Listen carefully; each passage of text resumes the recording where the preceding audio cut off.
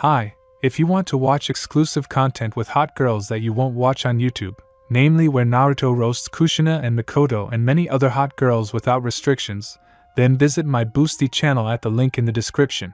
What is the shinobi world? It's murder, dirt, politics, intrigue, and so on. There is no friendship here, there are comrades who can be sacrificed at a certain moment. Money rules here, influence is honored. Let's say you paid Rio 10,000 to kill someone you don't like, and he, in turn, paid 5 times more for yours. Will you survive? The answer is no. That's what Naruto Uzumaki thought as he approached the Hokage's residence. Their shit sensei took on the mission as an escort and ordered them to arrive by 9 in the morning. And why is he shit? Because others are taught something, told and explained something, and they are completely ignored. And for Naruto, Kakashi is a hypocrite and a scumbag. Sakura Haruno is a girl without a clan who thought she was the most important. But when a crowd of clan members dunked her in shit, Haruno realized that she was trash to them. After that incident, she was bullied, and bullied hard. But as soon as a teacher appeared, they became friendly and welcoming. Only 5 people ignored her. Shino Aburame, Shikamaru Nara, Hinata Hyuga, Uzumaki, and Sasuke, the latter of whom she was in love with, like most of the girls in the academy. When she was assigned, she ended up on a team with 2 handsome guys. 1. A blue-eyed blonde from a famous but extinct clan. The second is a brunette aristocrat, also from a famous and also extinct clan. Uzumaki was Sasuke's friend, a common fate united them, but few knew it. Sakura set herself the goal of lassoing one of them, and she will do everything to achieve this. They got a strong sensei, but a piece of shit by nature. Naruto and Sasuke somehow tried to defeat him, but she was knocked out in the 3rd minute of the test. Then Kakashi tied Haruno to a pole, and Uzumaki and Uchiha gave her lunches, forbidding them to feed the girl. But the shinobi spat on their teacher's instructions and fed her. Hatake showed up, yelled, but said that they passed the test. After that training, they forgot about the genin. Kakashi sent a clone, who threw a scroll with a mission and disappeared. And now, after so many weeks of being ignored, he knocked out a C-rank mission for them. "Mom, I'm gone," the girl shouted. "Be careful, dear," came from the kitchen. Okay, the door slammed. Sasuke Uchiha was packing his backpack, checking everything 3 times. He lived in an apartment not far from the residence, so he was in no hurry. The team was relatively good, his only friend in this village. The girl was an outcast, like him and Naruto, but if she was only for the academy, then they were for the whole village. Why relatively? It was all because of the asshole sensei. Sasuke learned that Kakashi owned lightning and fire, and asked the Jonin to teach him how to use these elements. But the sensei brushed him off, and then completely forgot about the requests. Sasuke realized that in this world he could only rely on himself and Naruto, and perhaps Sakura.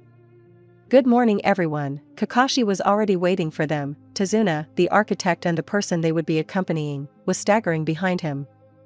"Is everyone ready?" The genin nodded. "Okay, follow me." Hatake commanded and, picking up Tazuna on his back, headed for the western gate. The shinobi looked at each other, twirled their fingers at their temples and also broke into a run. After a few hours of travel, Tazuna had become boring to everyone. He was not happy with everything, from the excessively hot weather to the composition of the team. The first hours the genin tolerated his complaints, but by the 4th hour of the journey they were already thinking about how to get rid of the client without making a fuss. Kakashi pretended to be a moving piece of furniture, letting everything slide. He did not yet suspect that this would come back to haunt him. The last straw for the Konoha shinobi was begging for money to buy more sake at a roadside tavern. When the team stopped for a rest. "Go to hell," the blonde barked. "You want too much. Our job is to ensure your safety and get you to your destination. But I'm afraid you won't live to see it." Tazuna turned pale and moved closer to Hatake. "Naruto," Kakashi snapped. "You can't threaten a client, no matter who they are. And you can't poke them," the sensei scolded. "Yes, alright. Sorry, Tazuna-san." Naruto bowed, and the employer noticed the ominous glint in his eyes. "I guess we can continue on our way?" Everyone nodded in unison, and the bridge builder even forgot about the sake. You did everything right, Sasuke, who was walking next to him, noted, and Sakura nodded. I know, Naruto smiled. There were about 4 hours left to go to the port from where they would set off for the Land of Waves. All day, since the halt, Tazuna walked thoughtfully, occasionally glancing at the blonde. He sometimes took out a kunai and ran his finger along the blade. We'll get to the port by evening, and in the morning we'll already be in the Land of Waves, Kakashi informed them. Naruto, maybe you should stop playing with kunai? Kakashi-sensei, I'm checking its sharpness, suddenly it gets dull, or dirty. Uzumaki looked at the builder with such a look that he even sat down. Sakura and Sasuke chuckled. Naruto, that's enough. Kakashi said sternly. Sorry, the blonde put the kunai away, noticing a puddle out of the corner of his eye, located a little away from the center of the road. Then he looked at Sasuke, who nodded in response. Sakura, catching the girl's gaze, he pointed down at her with his eyes. Haruno, realizing what they wanted from her, jerked her employer to the ground. Sasuke threw a fireball into the puddle, and Naruto threw 6 kunai. The contact of fire and water created steam, and after a few seconds muffled groans were heard. Kakashi quickly dispersed the steam. On the ground where the puddle was, there were 2 bodies, one still showing signs of life. Hatake jumped up to the still-living shinobi and examined him. Numerous burns and a kunai in his lung told the ninja that the wounded man had a couple of minutes to live. Cough. Zabu, Zie, cough. A moment later the shinobi's eyes glazed over. Zabuza? What does that mean? Hatake thought and went to examine the second shinobi. He also had burns, but there were 5 kunai, 2 of them hit the heart and 3 hit the head. Having dragged the bodies into the bushes, Kakashi returned to the team. The main thing is to stick together, everything else is the same. He heard snippets of conversation while Sakura was pumping Tazuna. Kakashi was happy, they will make a good team. If he had heard the conversation from the very beginning, he would not have been happy. 5 minutes earlier. As soon as the Jonin went to examine the bodies, Naruto and Sasuke ran to Sakura, who was trying to bring the architect back to his senses. Uzumaki couldn't resist and kicked Tazuna. I understand, Sasuke nodded. Sakura, leave him for now, let him sleep. Sakura moved away from the architect. Let's discuss Kakashi's behavior. What's there to discuss? He knew perfectly well that there were enemy shinobi there, and he didn't warn us, didn't ensure us, but abandoned us. This proves his hypocrisy towards us. And the old man gave him instructions: if we are killed, then take your eyes, and me, before the seal falls. The blonde slapped his stomach. Seal. Where from? Sasuke fell into a stupor and sank to his knees. Even though I'm self-taught, I can break weak listening barriers. They can't even set up any more in our village. No, there were no ANBU. Naruto cut off the team's silent question. Otherwise, I would really be a fool. They are not present during such conversations. And who would think of listening to the Hokage's office? Naruto folded his arms across his chest. And you, Sakura, to be a honey kunoichi, your parents to be brainwashed. Why not kill? Haruno stuck her head into the ground. No one knew what was in her head. Your parents are influential merchants, and it is not profitable for the village to lose them. And there is always a shortage of young girls to become honey kunoichi. Naruto sat down next to Sakura and Sasuke. But now you know the truth. The main thing is to stick together, everything else is the same. The genin nodded in unison, and Sakura returned to Tazuna. Naruto, can I ask you something? Kakashi was already standing near the team and looking at the architect, who was starting to come to his senses. Of course, Uzumaki smiled tensely. Where did you learn to throw kunai like that? I looked at your file. Kakashi stroked his chin. You got a failing grade in throwing. Why should I tell you this? Naruto stood up and dusted his knees. And if you ask, does that mean all my kunai hit their target? Kakashi nodded. I see, I trained myself after the academy. Why are the results so bad? Simple, the blonde waved it off and walked away from the sensei. The latter shrugged and headed towards the customer. Oh, my head, Tazuna groaned, getting up. How are you feeling? Hatake sat down next to him, visually examining Tazuna. It's fine, nothing's broken, and that's it, the customer answered, lying on the ground. Sasuke and Sakura went to Naruto.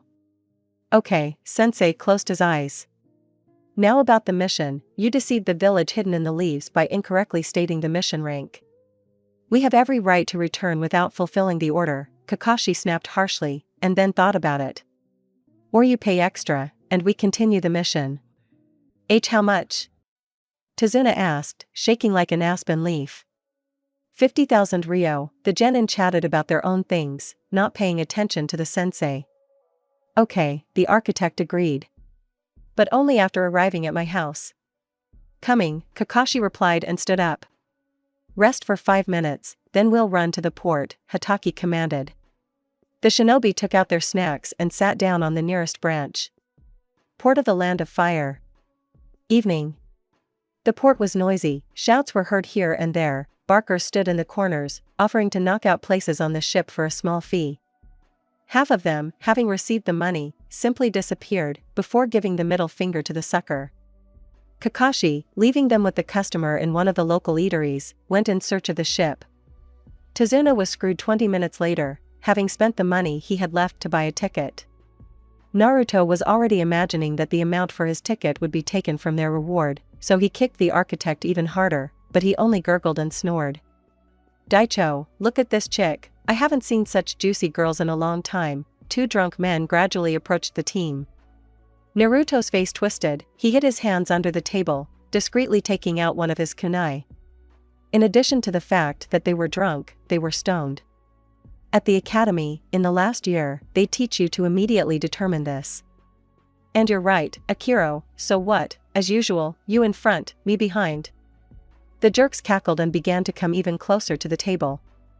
Sakura shrank and sat closer to Sasuke, he also took out a kunai and nodded to Naruto. Come on, thug. Naruto threw a kunai at one of the criminal's legs. He screamed and fell to the ground. Sasuke jumped onto the table, then jumped on top of the fallen man, finishing him off with 2 blows to the heart. Bastards! Kill them, guys! Everyone who was sitting in the diner jumped up from their seats and ran at the genin. Sakura grabbed Tazuna and darted under the table. Multiple shadow cloning. About 30 clones occupied most of the tavern. The attackers did not expect such a dirty trick, so they slowed down, but then came to their senses and rushed forward. The first line of defense accepted hand-to-hand combat. The second rained kunai, swearing, screaming and groaning could be heard from everywhere. Sasuke, Shahai. Uchiha released a fireball without thinking. The bandits, who could, immediately ran to the exit. The tavern caught fire, the fire quickly spreading and now consuming it completely. Naruto stuck a weak explosive tag on the wall, then activated it. The ninja pulled Tazuna and Sakura out through the holdup formed. Sasuke was the last to crawl out, but he was grabbed by one of the instigators of the fight. Without hesitation, Sasuke threw a kunai at him. He groaned, loosened his grip, and the Uchiha, kicking him one last time, crawled out of the tavern. Sakura was out cold. Tazuna was snoring, Sasuke was lying next to him, Naruto was sitting on the ground, not understanding what was happening. The clones were supposed to protect them in case of danger. A couple of minutes later Kakashi showed up and freaked out, but when he came to his senses, he put out the fire in the tavern and drove away the strangers. Then he looked around the street and the burnt tavern from the inside. 0 living people, 10 lifeless bodies, like hedgehogs, stabbed with kunai, 5 were burnt pieces of meat. 3 were simply poisoned.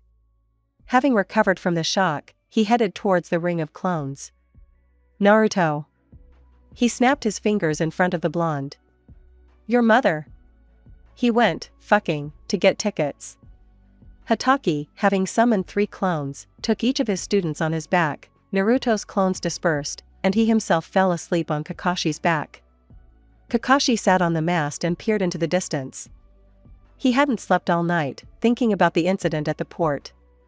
He knew that they wouldn't get into trouble for this dive bar, that tomorrow they would forget about it, like the corpses. After all, this wasn't the main port of the country. Kakashi thought about the genin, he liked their teamwork, but the fact that they killed 20 people in a day was unpleasant to him, although at their age he had 300 kills to his credit, including his friends. They are similar, Sakura is Rin, Sasuke is him, and Obito is Naruto. They worked without a sensei, they learned on their own, so it was right, but the sensei taught them teamwork. And Kakashi taught these shinobi teamwork, and the rest is not his problem. He did not ask to be appointed commander at all. But he didn't understand that there was a war then. Minato held almost the entire front, and Kakashi himself was a jonin at their age. And what about now? There is no war, sensei is nearby, and they are ordinary genin, 3 months after graduating from the academy. Lord Shinobi, the land of waves is on the horizon, the ship's captain shouted. Got it, thank you. Kakashi jumped down and headed to the cabins. Kakashi knocked on Tezuna's cabin door. Snoring could be heard from there, but Kakashi didn't care and woke the architect up, splashing him with water. The builder cursed the jonin at this awakening, who said that they had arrived and left. Hatake checked Sasuke and Sakura's cabins, but they were empty. Then he went into Naruto's cabin. Morning, he waved to them, they nodded in response and continued playing cards. Did you want something, Kakashi-sensei? Uzumaki asked. Yes, I wanted to say that in 20 minutes we will be in the land of waves. Kakashi was amazed at their calmness after the mass murder. Anyway, get ready, the sensei left. Half an hour later they were standing on the shore of a small port. Tezuna was staggering and saying something to Kakashi. According to Tezuna-san, we'll arrive at his house in an hour. Hatake approached the team. Okay, then let's not waste time, I want to go home already, Sakura squeaked and set off. Uchiha and Uzumaki followed her. Kakashi also went, holding the architect. Halfway there, Naruto felt a powerful chakra, and then a white rabbit ran past. A few seconds later, a whistle was heard. Get down. Naruto knocked down Sakura and Sasuke, Tezuna immediately fell, and Kakashi did not have time to dodge, and he was pinned to the tree. And these are Konoha shinobi? The shinobi who came out of the shadows of the trees asked sarcastically. Don't underestimate us. Kakashi appeared next to him and punched the killer's chest, but he spilled water. Guys, this enemy is too strong for you, go away. Kakashi removed the bandage from his eye. Guys? Hatake looked around, but there was no one except the enemy. You have a good team, the killer laughed, creating fog. They will survive, but you will not, came from the fog. Haku Yuki, the last of his clan, watched as the 3 genin ran away, dragging the unconscious body of his and Zabuza's target. He had no intention of pursuing them, his job now was to observe the fight and intervene in time. Once the ninja were out of sight, Haku returned to watching. Zabuza was slightly superior to the Konoha shinobi in terms of physicality, but he was inferior in terms of his arsenal of techniques. Noticing that his partner had significantly sagged under the enemy's onslaught, Haku put on his hunter ninja mask and launched 3 Senbon at Zabuza's neck. Thank you for your help. Haku appeared next to the unconscious body of the swordsman.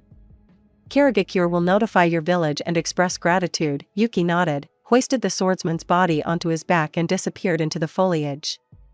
Kakashi didn't even have time to understand anything, but, exhaling, he sat down on the nearest branch. He was thrown, brazenly thrown, although he understood perfectly well that the genin would get in the way, and perhaps they would be shocked at the sight of such a powerful opponent, and no one cancelled the instinct of self-preservation. Kakashi took out a box and, taking out 2 strange pills from there, threw them into his mouth. Then he summoned Pakken and Bull. Yo Kakashi, why did you call? The Ninkan asked lazily. Hello, Pakken, Bull. Guard me for about 3 hours, I need to restore my chakra. Having finished this, Kakashi slid down the tree. Did you hear?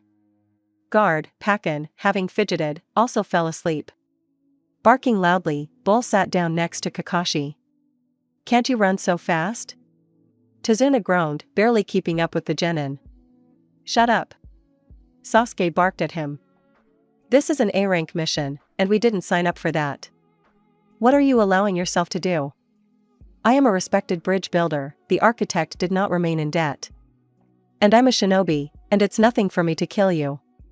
So shut up and keep up the pace. Sasuke activated the Sharingan with 2 Tamo and began to examine the area. Everything is clear, you can slow down a little, he informed the team. Praise Kami. Tezuna sat down on the ground. The ninja stopped immediately. I said slow down, not sit down. Or do you want to die? Uchiha glared at Tazuna with his Sharingan. Stop, Naruto cut off the beginning of the squabble. Let me talk to him, and you and Sakura check the surroundings. If anything happens, run. The girl with difficulty pulled the enraged Uchiha away. Well, now answer my questions, old man. Naruto sat down next to the builder and put a kunai to his throat. Where is Gado's office?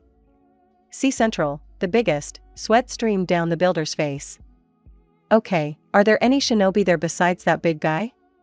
And no, ordinary peasants who sold themselves to this freak. The architect swallowed nervously. Okay, great. Now we'll take you home and leave. Got it? Naruto hid the kunai in his pouch. What about your sensei?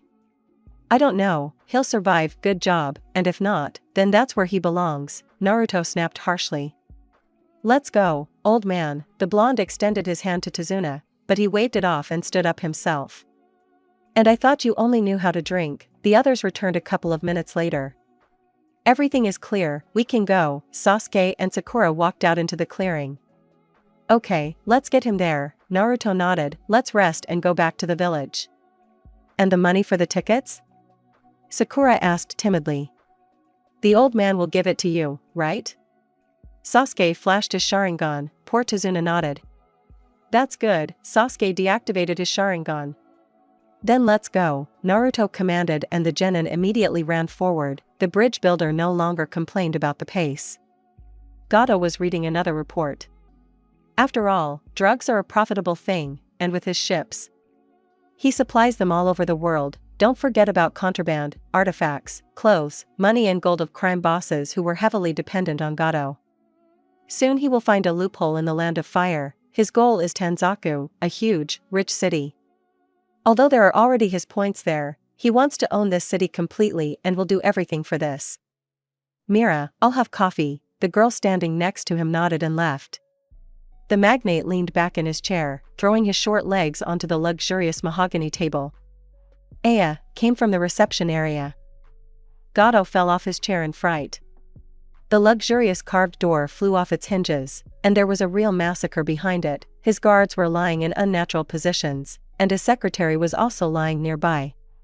Good afternoon, Gado. I won't introduce myself. A blonde man entered the office of the crime boss, followed by a brunette, and a girl with pink hair completed this procession. We don't care about your business and your affairs, we came for the money. Fuck you, brats. Gado barked.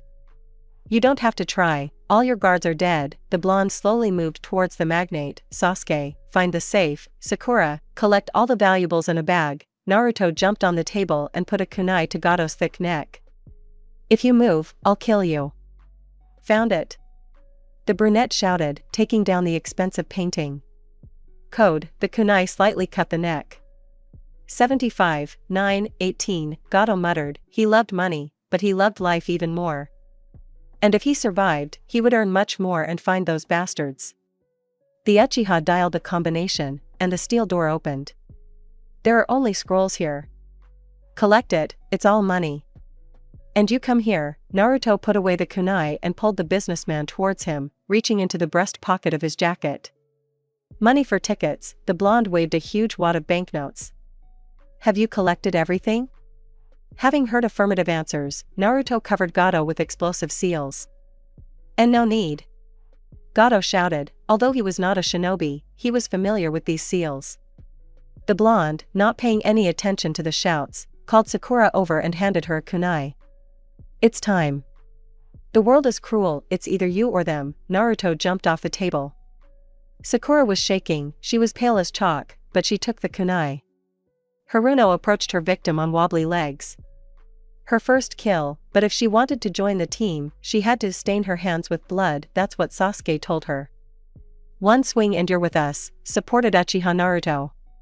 Sakura saw the plea in Gado's eyes, and closed her eyes, and then with one movement plunged the kunai into the body of the man standing in front of her. A scream full of pain filled the room. Sakura struck 3 more blows in fear. A wheeze was heard, and Gado fell silent. Open up, the voice told her. As soon as she opened her eyes, she immediately said goodbye to the contents of her stomach.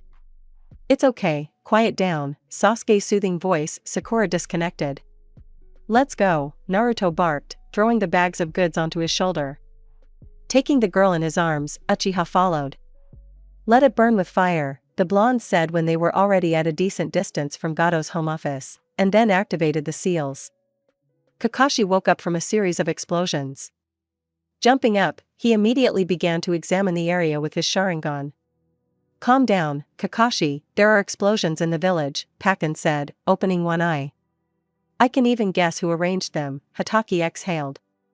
"These are no longer our problems, we have completed our task," said the dog and, together with Bull, disappeared in a cloud of smoke, and Kakashi ran to the village. The village was noisy, with a bunch of people screaming at the top of their lungs and pointing at the huge column of smoke rising above the village. Kakashi quickly found Tazuna and his family and headed towards them. "Tazuna-san, what's going on?" the Jonin asked. "Your students blew up Gato's office," the architect answered dryly, taking a swig from the bottle. "Okay, where are they?" Kakashi was shocked. "Snotty Genins destroyed an entire office and killed God knows how many people." "I don't know, and in general, take the remaining amount and leave." The old man handed Hatake a wad of banknotes and walked away with his family. Jonin counted the money and put it in his breast pocket. He had nothing more to do here, he needed to find the students and have a serious talk. Port of the Land of Waves. Naruto was carrying bags, Sasuke Sakura. They had already bought tickets, they still had 3 hours before the ship departed, and so they went into the most decent of the 3 eateries. On the second floor of which there were rooms. There was no one in the hall, only the owner and the waitress. "How can I help you?" the owner asked those who entered. "A room, the cheapest one. It can be shared by one. 300 Rio, the owner chuckled, while the waitress looked at the guests with a bored look. Naruto handed over the money and received the key. "Any ideas on how we can hide all our belongings?" Sasuke asked quietly as they walked up the stairs. The blonde nodded. The boys entered the room. Sakura was laid on the bed and moved to the corner, away from the door and window. Sasuke stretched a fishing line on the window, which activates the explosive seal. He shoved the bags under the bed and sat down next to them. Naruto stuck 3 seals on the door. "I'll make 2 simple sealing scrolls." Uzumaki leaned against the wall. "I saw the materials in the shop nearby." "Okay, then I'll stay with Sakura." Sasuke covered the girl with a light blanket. "Are you staying for long?" "About 20 minutes, I'll also check if Kakashkin survived." Uchiha giggled, the blonde nodded and left. Naruto walked carefully, without attracting attention. Kakashi was not yet visible. He survived, and Naruto understood this, and now their teacher was clearly looking for them. Well, let him look. A couple of minutes later, the blonde was at the bench. 2 scrolls and a calligraphy set. Naruto woke up the merchant with his request. "Baby, go home." The merchant waved him off, closing his eyes again.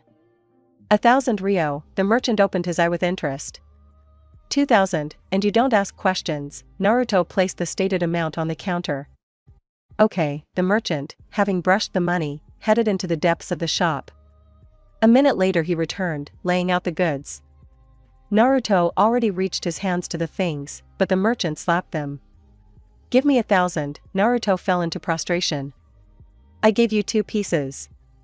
"That was so that I wouldn't ask questions." The merchant grunted and smiled slyly.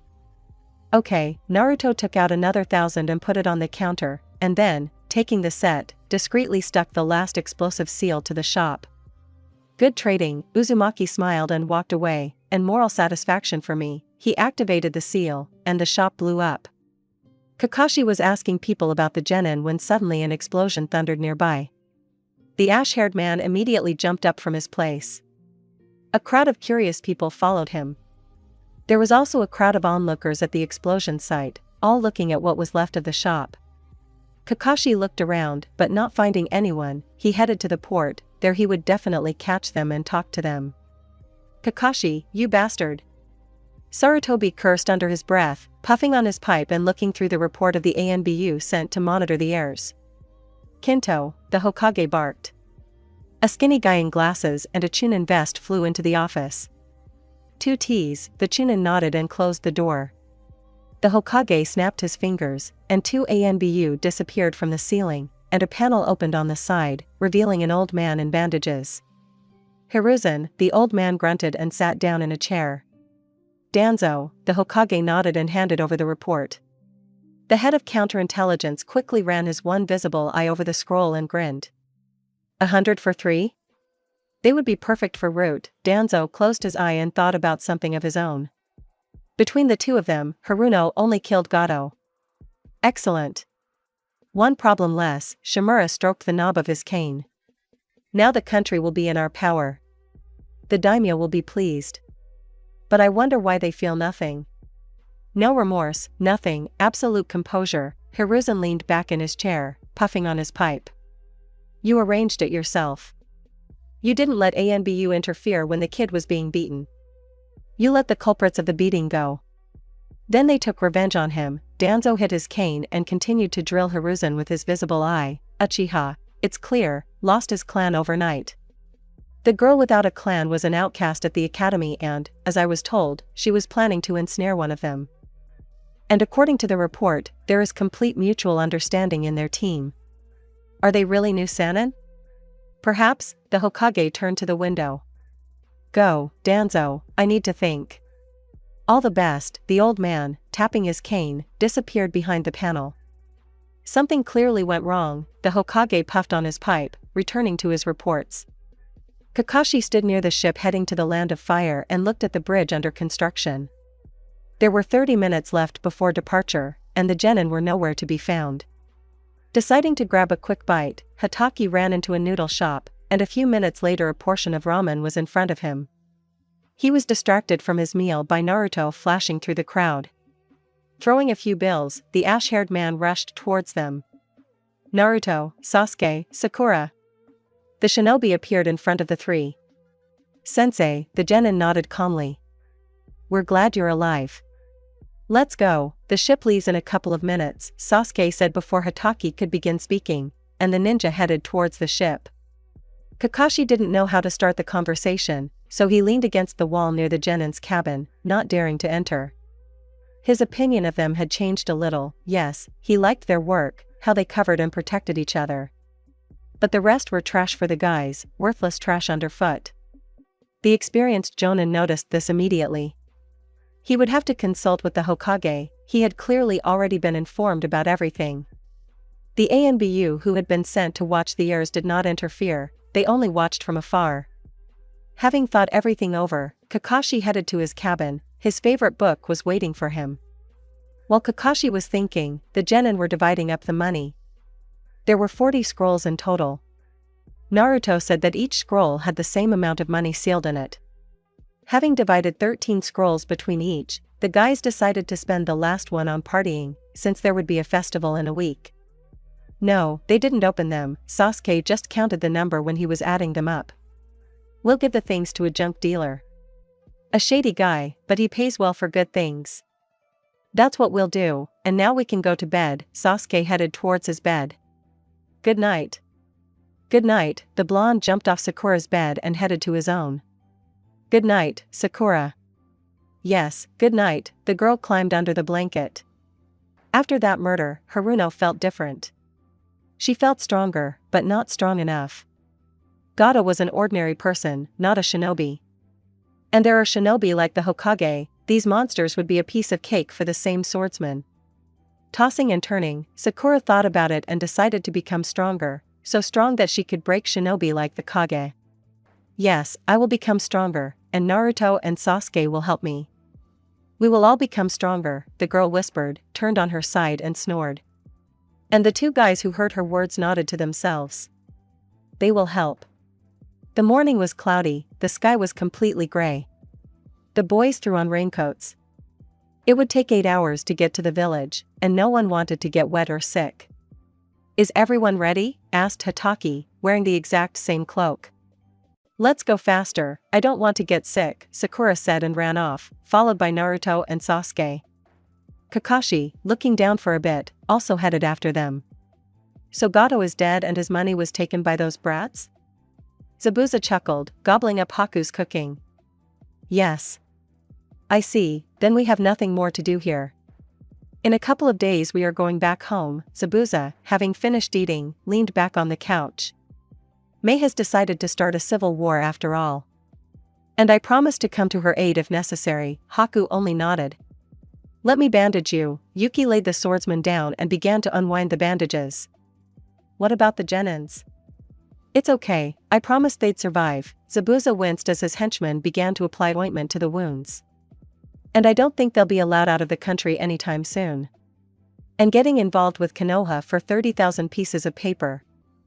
It's stupid, Haku just nodded, bandaging the swordsman, and then sent him to sleep. Halfway to the village, the weather turned nasty. It was pouring rain, and the raincoats were no longer helping, and on top of that, a strong wind had risen. Kakashi said that there was a cave nearby, where they had once hidden from the weather. Seeing no alternative, the genin nodded, and the team headed for the shelter. The cave was spacious. Kakashi had pulled out 3 small briquettes of dry branches, and he had placed 2 of them in a makeshift fire pit. The cloaks had been dried and put away. Kakashi's supplies had been eaten. Guys, I'd like to talk to you, Hatake began. Do you mind?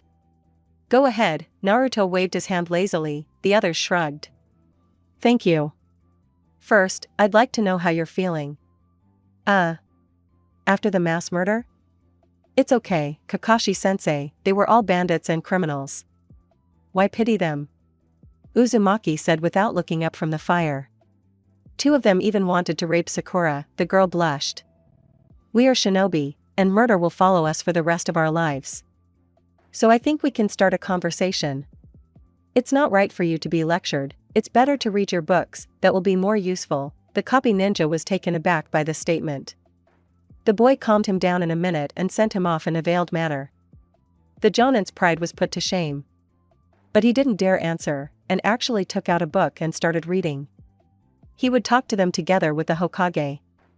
The storm began to calm down, it was still raining, but the wind and thunder had already died down. Putting on their cloaks, the team set off. Kakashi said that by evening they would already be in the village. Stop. Your identification numbers. 2 jonin from the Hyuga clan and 1 ANBU in a white cloak appeared in front of the entrance.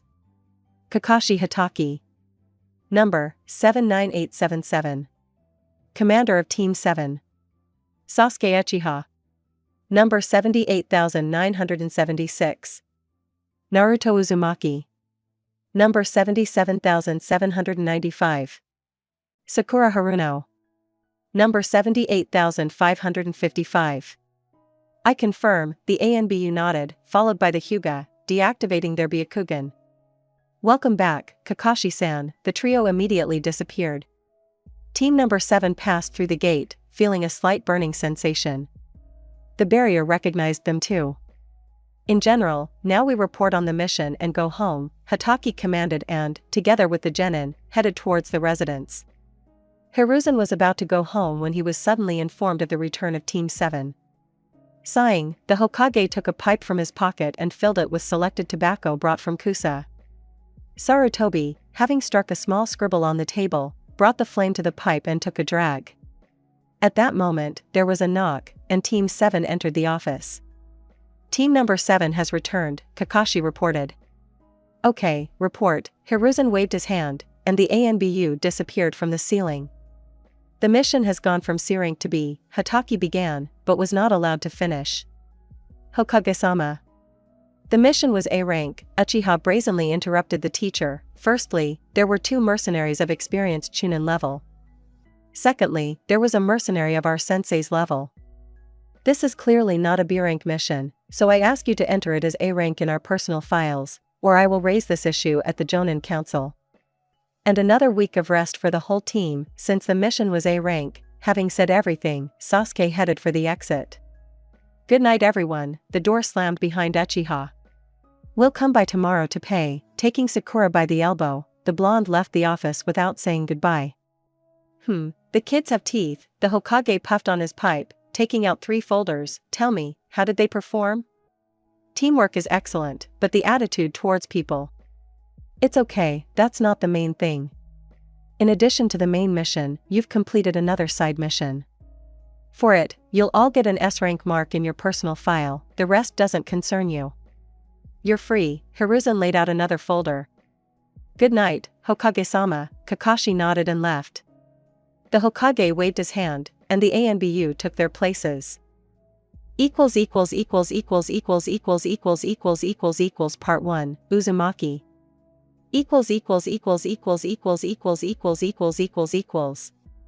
Naruto sat in the kitchen of his apartment and counted the profit. 13 million from Gato scrolls alone, 300,000 for the mission and another 500 on top, but no one explained to them what for. They also got about 1 million from things. Having divided them, the guys left 100,000 for the upcoming festival. They decided not to touch the 40th scroll, it will be in the team's common fund. In total, Uzumaki had a little more than 14 million. The kettle clicked, distracting the blonde from counting. Taking out a mug and a can of coffee, he brewed the drink and began to think further about how and where to spend the money. 1 million would definitely go towards materials, another 1 million towards rare books and scrolls of his clan. Naruto had learned in his life that nothing in life is free. 6 towards debts, 2 million a year. Despite his young age, Naruto was familiar with the shadow world of the Land of Fire and even had connections there that even the Hokage would envy. Taking a sip of coffee, the blonde indulged in memories. 3 years ago. October 10th, dark alley. The beaten and wounded boy was moaning. He had been beaten, trampled into the mud, but the boy didn't know why. He stood up with difficulty and spat out blood, his whole body was aching, his wounds were bleeding. After sitting for a while, the blonde tried to get up, but he failed. As soon as he started to fall, he was caught in their arms, and then there was darkness. The white ceiling was the first thing Naruto saw. But it was different from the hospital one, the color was softer, and there was a candelabra instead of a light bulb. Then the door opened and 2 people entered the room. Naruto turned his head with difficulty. A woman and a man. The woman was young, with a strange hair color, her face was not visible, and everything else was hidden by a medical gown. The man was tall, strong, with a stylish red beard, like his hair, reaching his shoulder blades. He was dressed in an expensive red suit. On his hands were white gloves with strange symbols, his hands were folded on an ebony cane with a ruby instead of a knob. "Are you awake yet?" the man asked in surprise and approached the bed. "What did you expect? Regeneration is 3 orders of magnitude higher than yours. And 6 orders of magnitude higher than mine." The girl turned around, and Naruto could see her face, an ordinary face, but her eyes, like 2 rubies, from the knob of a man's hat. After that, his eyes went down to his chest. "How are you feeling?" She took the tablet from the nightstand. "Another pervert." She rolled her eyes and wrapped her robe around her. The man chuckled. "You know very well that all Uzumaki are weak to women." The man slapped the girl on the bottom. "He's fine, go." The girl snorted and left the room. "Let's get acquainted, Tenaro Uzumaki." "Naruto Uzumaki, where am I? How did I end up here, and who is that girl?" Naruto raised himself up on his elbows. "Did you like it?" The man stroked his beard. "This is Arita, a half-blooded Uzumaki. I picked her up during the Third World War. An excellent Irionin and a master of Fuinjutsu. This place is my residence in Konoha. I appear here rarely, only on especially important matters, and my people brought you. Why did you take me away, and won't you have any problems?" "Ahahaha." The man laughed loudly. "I can create problems. And I took it because ANBU gave orders not to interfere. Although they were in no hurry. Now they won't treat you after beatings, and they will obviously, only the fox's regeneration. They need to check what damage he can heal." "Where? About the fox?" The man raised an eyebrow. "I know a lot. I know who your father is, your mother. I know everything about you, but for now you've had enough, rest." The man's hand fell on the blonde's forehead and darkness fell. The next awakening was as usual. Nothing hurt, only a strong thirst. Noticing a carafe of water next to the bed, the blonde emptied it halfway, using a glass that was also on the bedside table. Standing up, he looked around the room. A large table, 2 chairs, a wardrobe all obviously made of expensive wood and a huge window. The walls were covered in beige wallpaper with golden symbols. Clothes hung on the back of the bed, clean and ironed. "Good morning, Naruto-san." A girl in a maid uniform entered the room. "Mr. Tenaro is expecting you." "Where's the bathroom?" The girl smiled and pointed to the next door. "Thank you, I'll be there in 10 minutes, the maid nodded and left. Exactly 10 minutes later Naruto went down to the kitchen, Erida and Tenaro were already there. The same maid was bustling around them. "Good morning, how are you feeling?" The girl smiled, spreading jam on her toast. "Come join us." Much better, Naruto sat down next to her, and was immediately given a plate with an omelette and a mountain of pancakes. "How long have I been here?" "The third day," Tenaro said, not looking up from the newspaper. For a moment Naruto felt like he was in a family circle, although, if you think about it, it was true, they were all from the same clan. And Tenaro, in fact, was his uncle. "Well, ask questions, I can see how you're bursting with it." Uzumaki folded the newspaper and began to eat breakfast. "About mother and father." Naruto washed down the pancakes with juice. "Your mother, Kushina Uzumaki, my second cousin, the second Jinchuriki of the Kyuubi and a master of Fuinjutsu. Minato Namikaze, a genius from the extinct Kumokagure clan, was kidnapped by Anbu during the Second World War as a baby. Considered the fastest shinobi in the world, was the fourth Hokage. Both died 10 years ago when the fox was sealed into you." Tenaro finished his tea. But, why didn't they tell me about this? Why is the Hokage's son being beaten by all sorts of scum? Why?" Naruto flared up. The cup in the shinobi's hand burst, but there were no tears, there was burning rage. "I will destroy the village, all of them." But they didn't let him finish. Erida's cold hands sent the guy to sleep, and the fox's rushing chakra was suppressed by the Fuin. "Couldn't you have put it more succinctly?" The girl gently stroked the boy's hair. "No. Everything is as it should be." "As you wish." She took the boy in her arms. "I think he will sleep for at least a day from such information. And the fox's chakra will calm down only by the next morning." "Okay, but for now we need to settle things with Danzo. The old man is getting away with too much." Uzumaki folded his seals and disappeared in a burgundy flash. After that information, Tenaro gave Naruto scrolls and books of the clan. He allowed him to use the house and even gave him a birthday present, a calligraphy set and scrolls for training. But that was a one-time thing. After that Tenaro only gave him such things on credit. Erida helped Naruto in training, but very rarely, since she did not appear in the village often. With her help, he mastered simple barriers and the creation of storage scrolls. Then he learned on his own, but did not progress much, because the child's brain could not perceive all the chains, the length and thickness of the lines. One mistake, and an ordinary storage scroll could become a bomb. He also learned to open barriers. It was much easier than to put them up. The boy's worldview also changed. The Hokage was no longer a kind grandfather, but a calculating and skillful politician. Konoha was not the best village, but a rotten place where each clan was pulling the blanket over itself. The same massacre of the Uchiha is proof. The strongest clan prevented all sorts of scum from getting to the top. The only competitors in the person of Sarutobi, Hyuga, and Aburame egged on the small clans, putting the Uchiha in the worst light.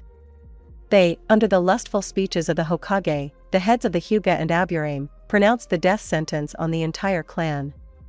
But in the end they received almost nothing. The triad reaped all the fruits of this event, and gave them the scraps. Tenaro told him this information, thereby confirming the boy's belief that he knows everything. "Our days." "Naruto, open up." Sakura's voice and knocks on the door brought him out of his memories. Naruto stood up, walked to the door and looked through the peephole. "What is it?" Naruto opened the door and let Sakura in.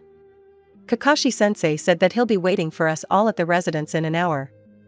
"Okay, wait about 10 minutes, I'll finish my business." Naruto turned to the closet and took out 2 briefcases from there. "Tea, coffee?" "Tea," the girl smiled. Naruto created a clone, sent him to prepare the drink, and he himself went to the table and began to put the money away. "And he didn't say what he wanted from us?" Naruto finished putting the money in the first suitcase and started on the second. "No, but he said it was important." The girl folded her hands on her knees. She watched the blonde's actions with curiosity. "I don't expect training from him, so the mission remains." Uzumaki finished with the money, the clone made tea and disappeared with a pop. "Just a couple more minutes, I need to change." The blonde grabbed clean clothes from the closet and headed to the bathroom. A couple of minutes later he came out. I'm ready, the girl nodded and put the mug in the sink. Naruto, having sealed the suitcases in a scroll, put it in his pocket. The couple left and headed to the residence. Kakashi stood near the entrance, leaning against the wall. Uchiha was spinning around nearby, Shinobi and other genin teams were flashing past. Sasuke, Kakashi-sensei, Naruto shook the Uchiha's hand. Everyone's here, great. Kakashi lazily slammed the book down and put it in his pocket. Anyway, the Chunin exam will start the day after tomorrow. You have to fill out these forms and hand them to the secretary. Kakashi took out the crumpled and torn sheets of paper and handed them to the genin. As far as I know, Sasuke began, accepting the form, they warn you about the exam 2 weeks in advance. Naruto crumpled his form in anger at these words. I refuse to participate. I'm not ready. If that's all, then goodbye. The form went into the trash. Oh yeah, Sakura, Sasuke, see you in the evening. The genins nodded and also threw their forms into the trash, after which they went about their business. Kakashi fell into a stupor. An ANBU appeared next to him and said that the Hokage was waiting for him. Hiruzen stood by the window and watched Team 7. He was amused by how the genin sent Hataki. He knew they would come to the exam, but he always liked to scold copycat. Puffing on his pipe, the Hokage assumed the appearance of a kind grandfather and sat down in a chair, followed by a knock. Come in, Kakashi. The blonde was already at the block where Tenero's house was located. The block was for the village elite, influential merchants, officials from the village administration, some clanless jonin, if they lived to retirement, also bought a house here. The block wasn't big, so 5 minutes later the blonde was already at Tenero's door. The door was opened by Orihane, the same maid. Good afternoon, Naruto-san, come in, the girl bowed. Hello, Orihane, you look great, the girl blushed and smiled. Uzumaki smiled too and went inside. Having seen him to the living room, Orihane left. Naruto sat down in the chair and picked up one of the books lying on the table. Naruto, hello, Tenero appeared next to him in a flash. How are you? How do you like your sensei? Okay, and sensei is shit, Tenero laughed. Here, Naruto looked up from the book, took out a scroll and handed it to the elder Uzumaki.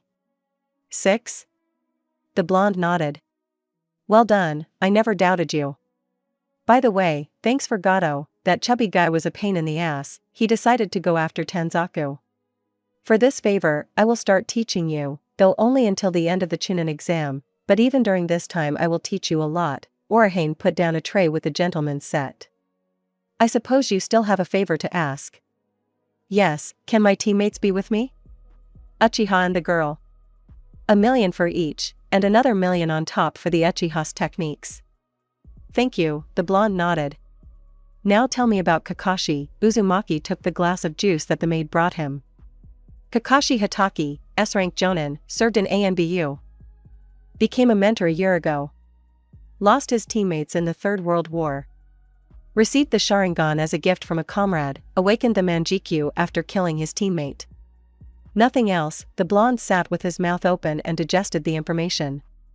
Such pies, okay, go, the festival will start soon. Naruto thoughtfully finished his juice and headed for the exit. I'll expect you in a week. Okay, the maid closed the door behind Naruto. Evening. Konoha Festival. The trio of shinobi walked around the decorated village, played various games and bought trinkets, treated themselves to new clothes and watched a concert on the main square. After a busy program, they went to one of the cafes. It was noisy there, so the ninja rented a VIP zone and asked for meat and snacks to be brought in 15 minutes. In short, there is someone who will train us, the teammates' eyes lit up. But all this will cost us 3 million. Why so much? Sasuke asked. He was already enjoying this conversation, but the amount was confusing. He didn't ask himself where and how Naruto found the teacher. 1 million for each apprentice and 1 million for the techniques of your clan. The brunette's eyes lit up here, the techniques of his clan, no matter where they came from, he wants them, and he's ready to give everything he has for them. I'm for it, squeaked Sakura. 1 million, that means the teacher is a real professional. And that means the money is not a pity. Me too, but where from, Naruto? Uchiha couldn't help himself. Sorry, but I won't say anything. I can't, Sasuke nodded understandingly. But that's all in a week, and now what about the exam? We must, after all, the title of Chunin gives a lot of prospects. The brunette leaned back on the sofa. I agree, Haruno was ready to follow these two even to hell. Well, then it's decided. Now let's have fun, the whole night is ahead. At this time, food and drinks were brought. Part 1, Stage 1.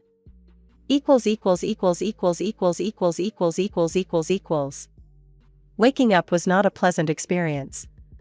His head was splitting, and his mouth was full of sugar. Opening his eyes with difficulty, Naruto raised himself up on his elbows and looked around. The room was dark, only the moonlight through the loosely closed curtains slightly illuminated the room. As soon as his eyes got used to the darkness, Uzumaki looked around again and realized that this was Sasuke's apartment. Overcoming himself, the blonde stood up and walked with small steps to the kitchen. Turning on the light, Naruto was surprised.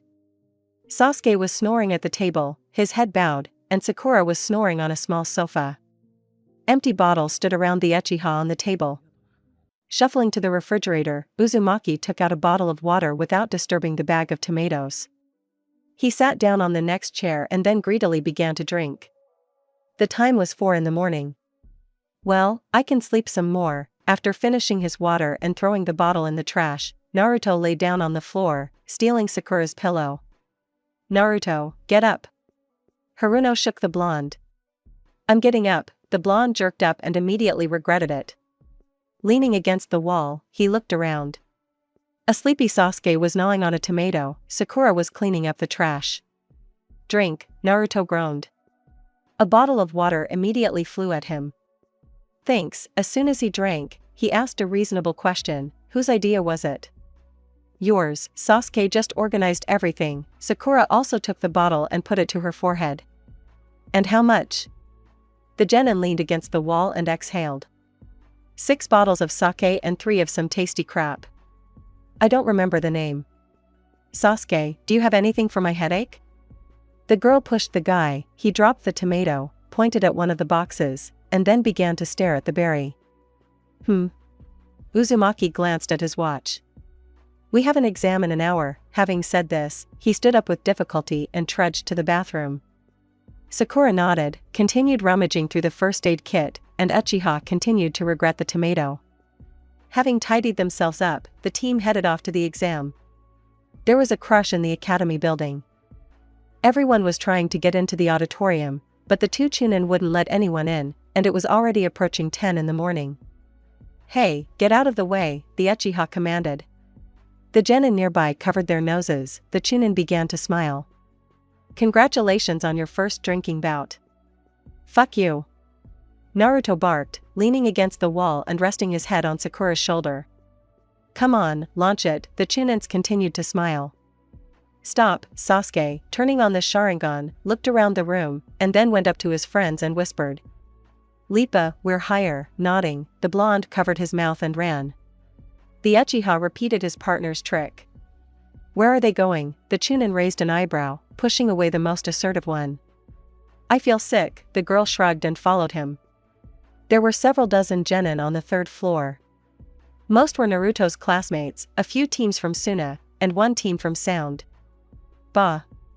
Look who we have here, the village idiot, the outcast, and the little emo boy. Kiba Inuzuka stepped forward, his classmates laughed. Only Hinata and her other partner, Shikamaru, the Sound teams and Chuji didn't laugh. Shut up, you cur, Naruto couldn't help himself, or I'll help you. Take a risk, Inuzuka grinned. Naruto was about to create clones when a fist flew into the dog owner's face. Sakura couldn't hold back. Clownless scum. Kiba was about to strike when he received another strong blow to the face and flew to the neighboring wall. Lee. The girl walking next to the guy shouted. Niji, why didn't you stop him? She turned to the shinobi, but he only shrugged. Naruto and Sasuke immediately ran up and fenced Sakura. Thank you, bushy eyebrow. I'll remember that.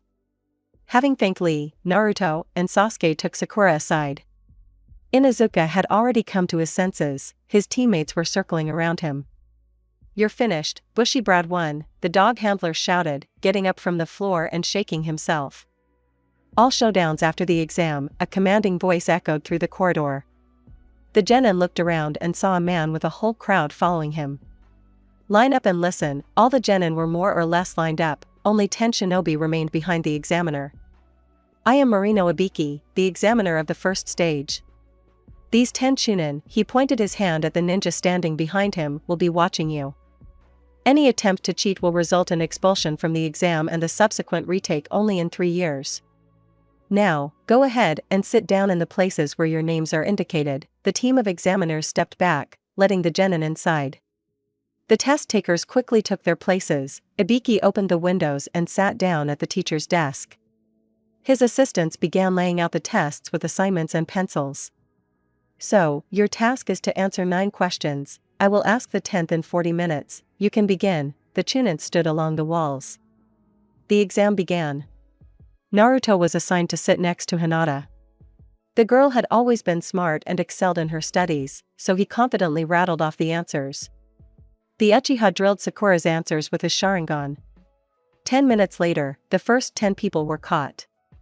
By the end of the test, 15 more had dropped out, including a team from Sand, 3 teams from Konoha, and 1 team from Sound. Finished. Ibiki barked. The 10th question. Your future career as a shinobi depends on it. The rest visibly tensed up. But you have the opportunity to refuse and take the exams in a year. Who is ready to lead the exam? Raise your hands. Half of them raised their hands. Hinata was about to raise hers too, but Naruto stopped her. You are free. The shinobi who raised their hands were led out by the chunins. 50. Does anyone else want to? Silence was the answer.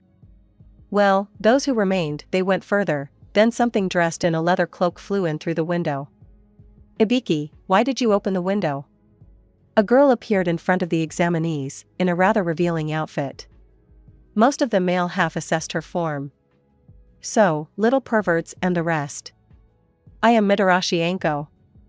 Examiner of the second stage, expecting you in half an hour at training ground number 44. All the examiners left the auditorium with Shunshin, leaving the genin alone. The examinees also trudged towards the exit. I'm surprised you didn't chicken out, thick-headed one, the blonde came down from the top row. Shut up, pig, in the next stage I'll show you who's a coward. Sakura proudly raised her chin and headed for the exit. Naruto and Sasuke followed. Heels. Ino shouted, offended by these two. She should be in Sakura's place, only her, and she didn't care about traditions. Calm down, Ino, Shikamaru approached her. You wouldn't have been put on a team with them anyway.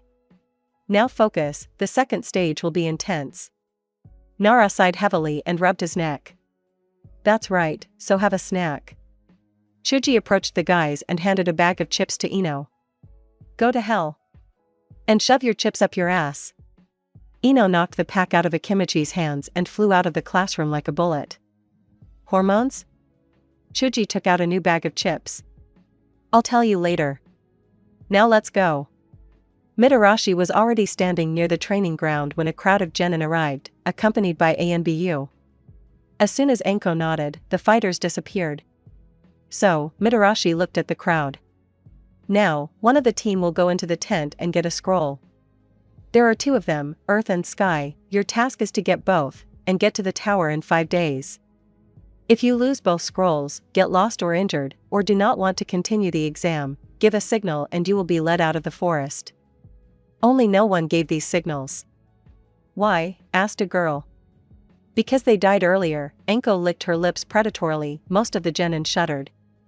And now for the scroll. Our team moved away and waited for their turn. So, basically, I'm going for the scroll. 2 fingers Earth, 3 Sky. Naruto spoke in a half-whisper, not distracted from watching the teams.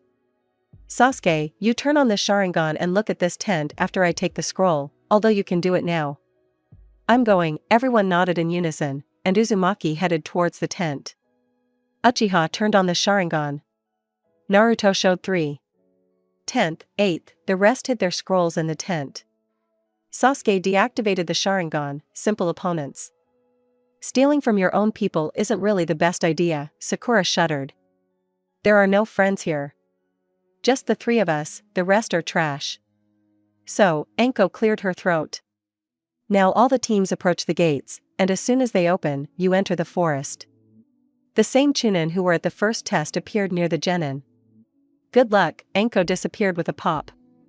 Our team got the 7th gate. Chunin opened the gate and, after wishing us luck, also disappeared. Well, let's go. The genins ran into the forest, and the gates closed. The second stage began. Commentary on Part 1, Stage 1. Well, Beta has left me. If anyone wants to, I'm waiting in PM. Part 1, Stage 2.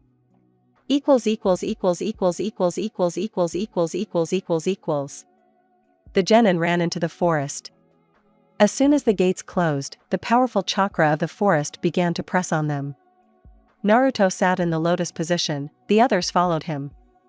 Having gotten used to the terrifying pressure, the guys began to discuss the plan.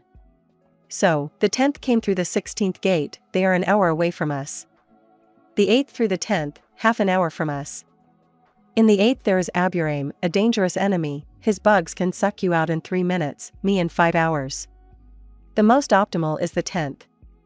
I'm also for the 10th, said Sakura. Me too, Sasuke groaned reluctantly. He wanted to fight Aburame, but he knew that he was beyond their strength for now. Great, let's go. As if on command, the guys rushed into the depths of the forest. The guy is smart, maybe I should bite him too. There was a figure standing on one of the trees. No, the fox's chakra will burn out the seal, and I don't want to quarrel with Tenaro. After standing there for a while, the figure disappeared into the trees. The 7th team almost caught up with the 10th, but did not have time to join the battle. Ino Shikacho was already fighting the Sand team. Hiding, they began to watch the outcome of the battle. No matter how strong the Sandmen were, they were insignificant against the nth generation of Ino Shikacho. A couple of minutes later, the battle was over. Damn, I didn't want to use it, but I have to. Naruto took out a strange object, and, tearing the ring off the top, threw it towards the 10th team. Hold your breath. Naruto whispered and pinched his nose, the others repeated after him. 5 minutes later, the opponents were already snoring. Naruto, what was that? A sleeping bomb. Don't ask where I got it, you'll find out soon enough. Naruto jumped down. I'll search them, Sasuke, make sure no one buries them in an hour, Sakura is on guard. Why an hour? Sasuke asked. That's how long it works. Naruto sat down and started shaking the bags. Sakura was watching the area, Sasuke was making a bed for the team and camouflaging them. Got it. Naruto took out the treasured scroll, Uchiha had already finished with the camouflage. Let's leave, but first. Having summoned a clone and ordered him to watch the sleeping ones.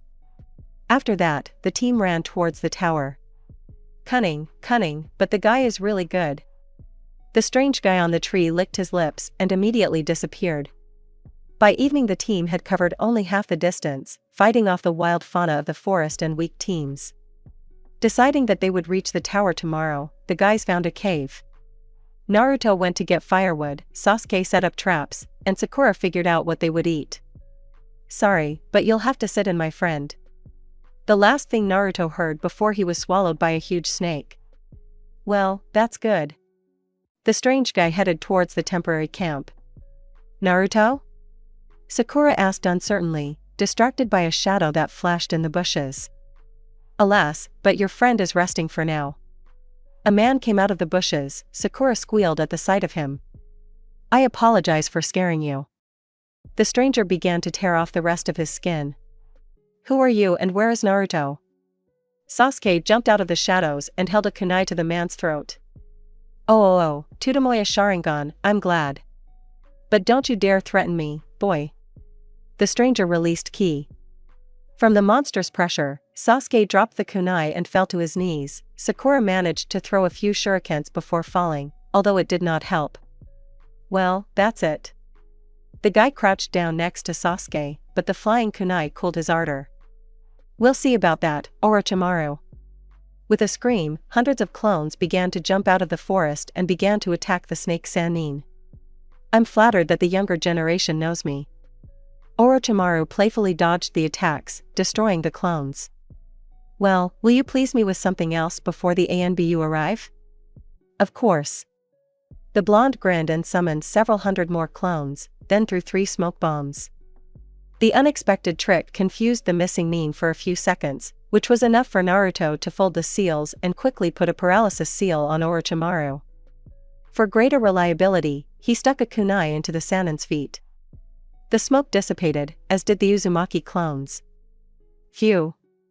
Sasuke, Sakura, get up, let's go. The guy ran up to his friends. Sasuke came to his senses, but Sakura really did lose consciousness. Picking up the girl in his arms, the Uchiha and the blonde ran away. Arg, boy, you will pay for this. Orochimaru shouted. Yeah, good luck, Snake. The guy shouted back and they disappeared behind the bushes. Orochimaru-sama. Kabuto jumped down next to him. Remove the seal and take the kunai out of my legs. Snake said, having calmed down. The bespectacled man sent chakra to the place where the seal was and took out the kunai. You are free.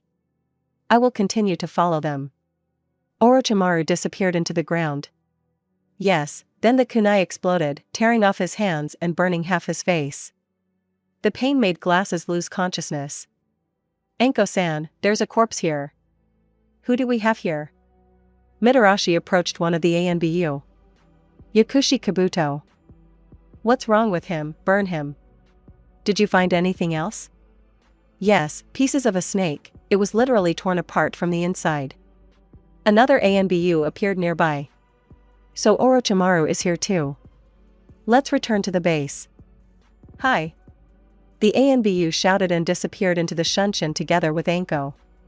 The team was already near the tower when a team from Dazed attacked them. They looked battered.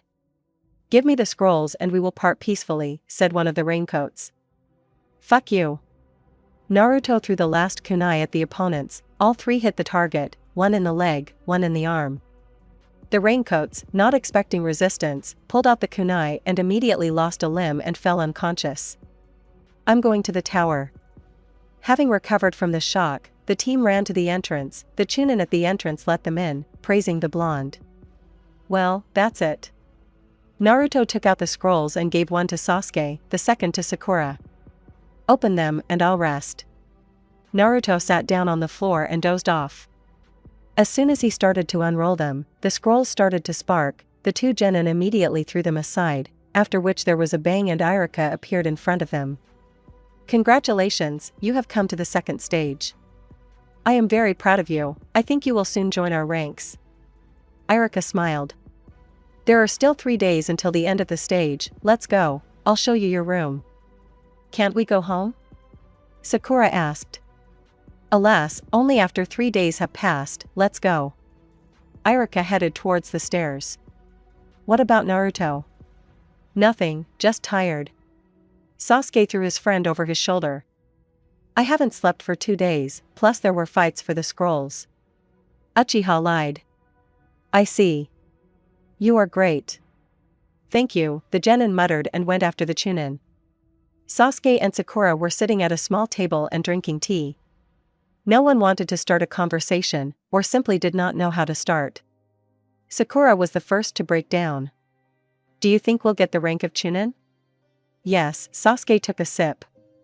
For completing the first 2 stages, a patent is already issued. Plus, an A-rank mission will contribute to our promotion.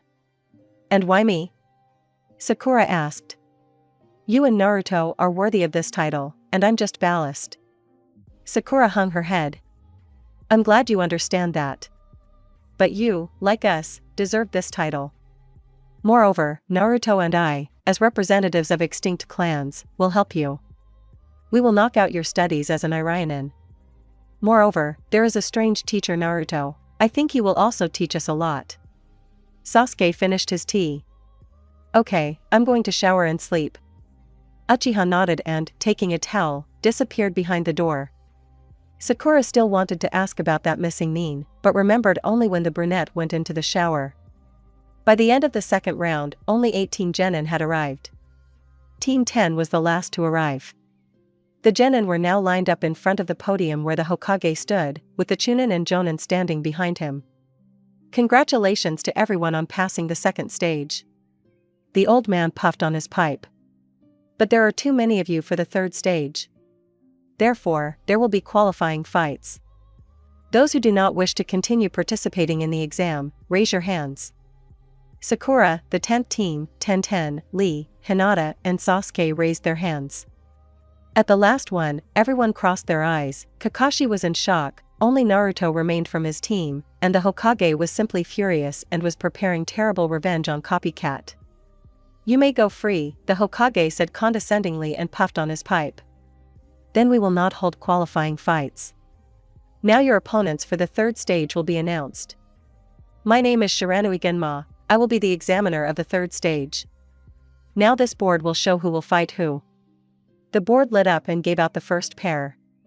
Niji Hyuga vs Naruto Uzumaki. The examiner announced. Kiba Inuzuka vs Kankuro from the Sand Village. Shino Aburame vs Tamari from the Sand Village. Dosu Kanuto vs Gaara from the Sand Village. Kintsuchi vs Zaku Abium, both from the Sound Village. Well, there are some classes, the third stage will take place in a month. Rest and gather your strength. The Hokage turned around and headed for the exit. Kakashi, come see me in an hour. The Hokage said good-naturedly, but it sent a chill down Hitaki's spine. Guys, stop. Kakashi called out to them. Naruto had already caught up with his own. What is it, Kakashi-sensei? Sasuke, Sakura, why did you refuse to participate? Why should I fight if I'll get Chunin anyway? And you know it very well, sensei. Sasuke replied. Have you seen how many of us made it to the second stage? I only survived thanks to Naruto and Sasuke, and I have nothing to do in the arena. Why did you decide to participate? Kakashi sighed heavily and looked at Naruto. I want to. Naruto said. Now excuse me, but I want to wash up and eat properly. Goodbye. Sasuke, Sakura, in the evening near the residence. Receiving nods in response, Uzumaki jumped onto the roof and ran towards the house. When his team dispersed, Kakashi headed towards the residence. A difficult conversation awaited him. As agreed, the team gathered at the residence and headed to the most expensive area of Konoha. Sakura and Sasuke were in shock, and if the latter was not allowed to stare and open his mouth wide by his upbringing, then nothing stopped Haruno. Expensive and tasteful, isn't it? Uzumaki asked. I want to buy a house here too when I retire. All three laughed together. Here we go. The trio stopped near the largest house. The blonde walked up the steps and knocked. Welcome back, Naruto-san. Orihane opened the door. Hello, Sasuke, Sakura, this is Orihane. Nice to meet you, Mr. Tenro is waiting. The girl nodded and stepped aside, letting the guests in. As soon as Sakura passed, the door slammed shut. Part 1, Training.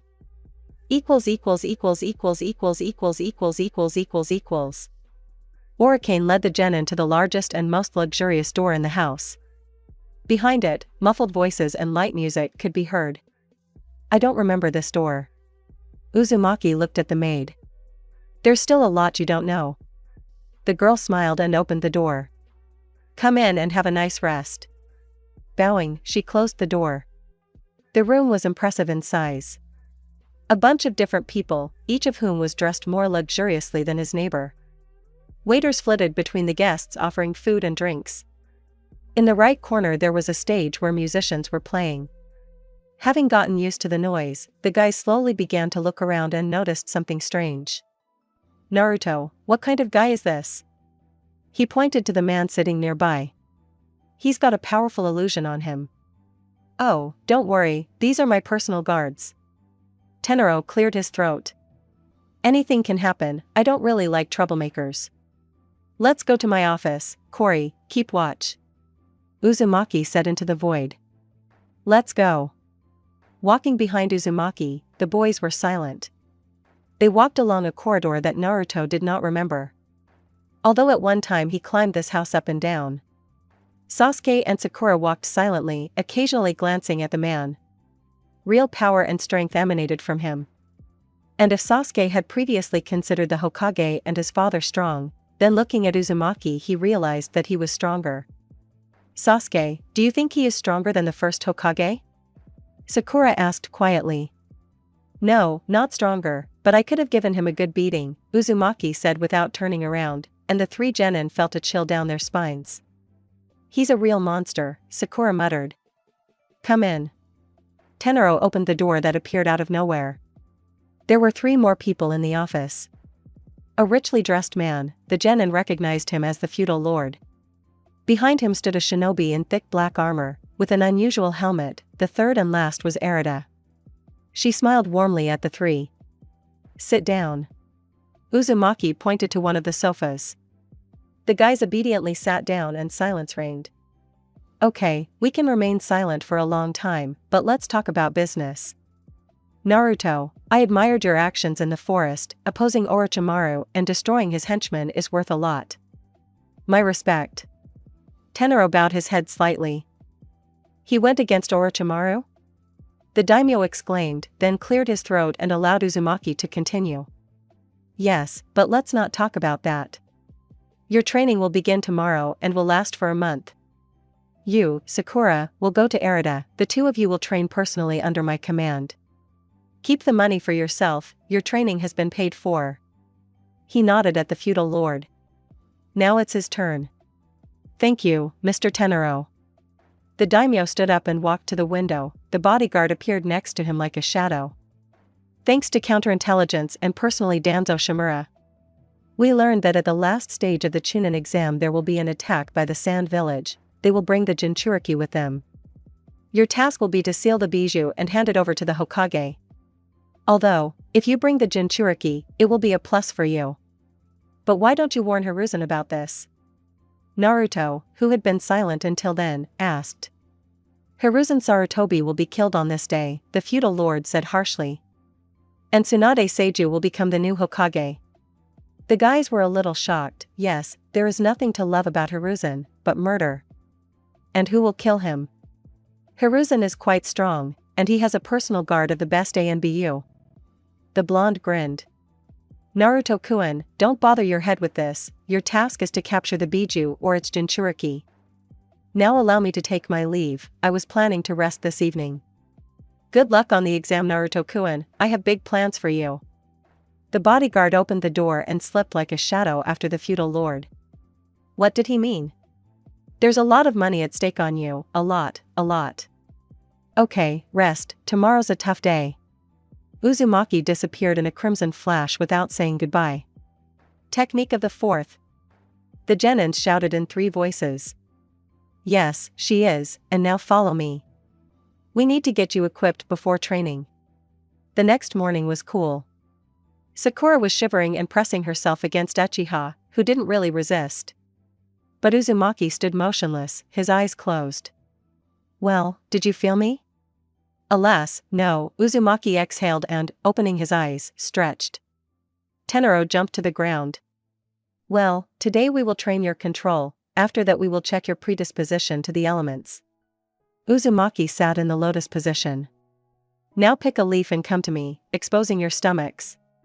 Having obediently picked the leaves, the guys approached the sensei and lifted their outer clothing higher, in order to let Uzumaki put strange seals on the stomachs of the genins.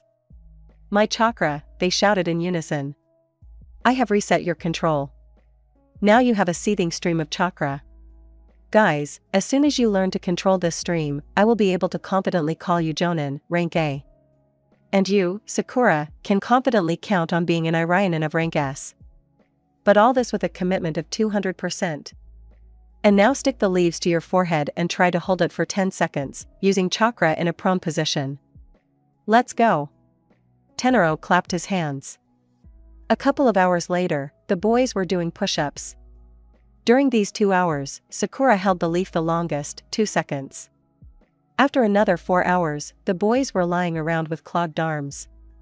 Sakura held it the longest again, 5 seconds, and Uchiha and Naruto 3. Rest.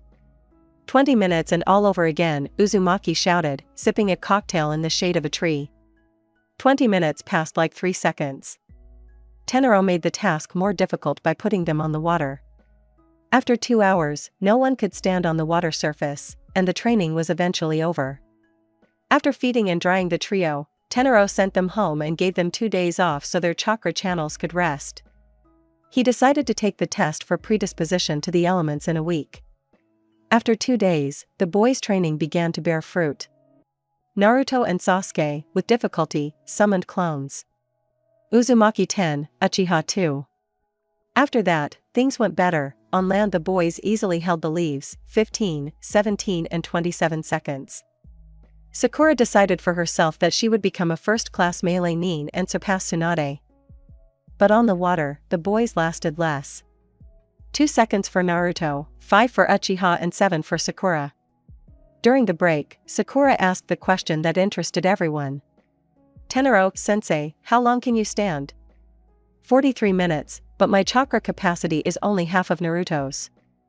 So, Sakura, you can stand for about 3 hours. With proper training, Tenaro took a sip from his cup. Tsunade can stand for about 3 hours. She is the only one alive who can work with the SCC. He clapped his hands. Now, guys, let's get back to training. Enough! Tenaro shouted. The boys finished the exercise and approached the gazebo. They all managed to hold the leaf on their foreheads. Sakura even managed to do 1 push-up. I'm done with you, Sakura. Bare your stomach. The girl did as he was asked, letting Uzumaki remove the seal from her. Smiling cheerfully, the sensei asked, how do you feel? Lightness. Sakura really felt such relief, as if she had been carrying a mountain on her back before, and now she was finally freed from the heavy burden. Although, in part, that was true. Okay, now repeat the exercise and go to Arita. Haruno nodded and ran to the pond. The 2 genin watched with their mouths open as Sakura did push-ups in the water and chased a leaf all over her face. I underestimated Sakura, I underestimated her. I have to tell Arita to check her lineage. A clanless person can't have such control. Even with diligent training. Tenaro took a sip from his mug. Okay, now let's take care of you. Uzumaki summoned a clone and handed him several scrolls. Go after him, Sasuke, the clone will take care of your techniques and eyes. Uchiha nodded and went after the clone. Naruto, as expected, asked. Calligraphy? Yes, and with a snap of his fingers a table, scrolls, and ink appeared in front of Naruto. Let's start with the seal explosion, the best seals in my opinion, the sensei said contentedly. Why? Naruto asked without looking up. He had already finished the first outline. There are few signs, only 2 continuous lines and 2 contours. Uzumaki slowly sipped his cocktail. And here is the same paralysis seal, with 40 lines, 120 signs and 5 contours. But more often it is placed using hand seals. And the Shinigami seal? 70 lines, 244 signs and 41 contours. Tenaro leaned back in his chair. If only you had been born in the maelstrom. That's where they draw every seal. How many seals are there in total? Naruto asked, continuing to be curious, finishing the seal explosion and putting it away in his pouch. No one has counted exactly. Uzukage knew about 2,000 different seals, barriers, and summons. But I once asked, and he said that there could be an infinite number of them. For example, one explosion seal could have up to 500 variations. Naruto's eyes widened in shock. Tenaro grinned and continued. Okay, let's tighten up your barriers and learn how to hack them. Well, and in the end, we'll test you for predispositions. The blonde nodded in agreement and continued studying. You are a pathetic little bug, not worthy of life. Itachi raised his katana and cut him. But he did not die. He watched in half as Itachi cut his parents. They screamed and asked for help, and he went, but as soon as Sasuke approached his parents, he fell and darkness covered him. Wake up, get up, someone slapped Uchiha on the face. Well, my genjutsu is beyond praise. The clone brought a mirror to Sasuke's face, a 3-tomoe Sharingan swirled in his eyes. Forgive me for this, but it was necessary. Sasuke did not answer. He looked fascinated by the eyes that he had dreamed of getting for a long time. It's too early for you to have Manjikyu, but even with 3 tomoe you surpass some jonin, and in a month I will train you to be a B-rank jonin. It was cruel, but that's the price of training, Sasuke replied, falling unconscious the next second. Sighing, the clone carried him to Erida. Sakura, who was trying to reanimate the fish, immediately ran up to Uchiha, whom the clone laid on the bed. Exhaustion and possibly nightmares for several days, the clone said. Did it work? The clone nodded and disappeared with a pop. Sakura looked at Sasuke with concern. She reached out her hands to him to use medical chakra, but Erida moved her, saying, "Everything will be fine with him. Go revive the fish." Part 1, Training 2.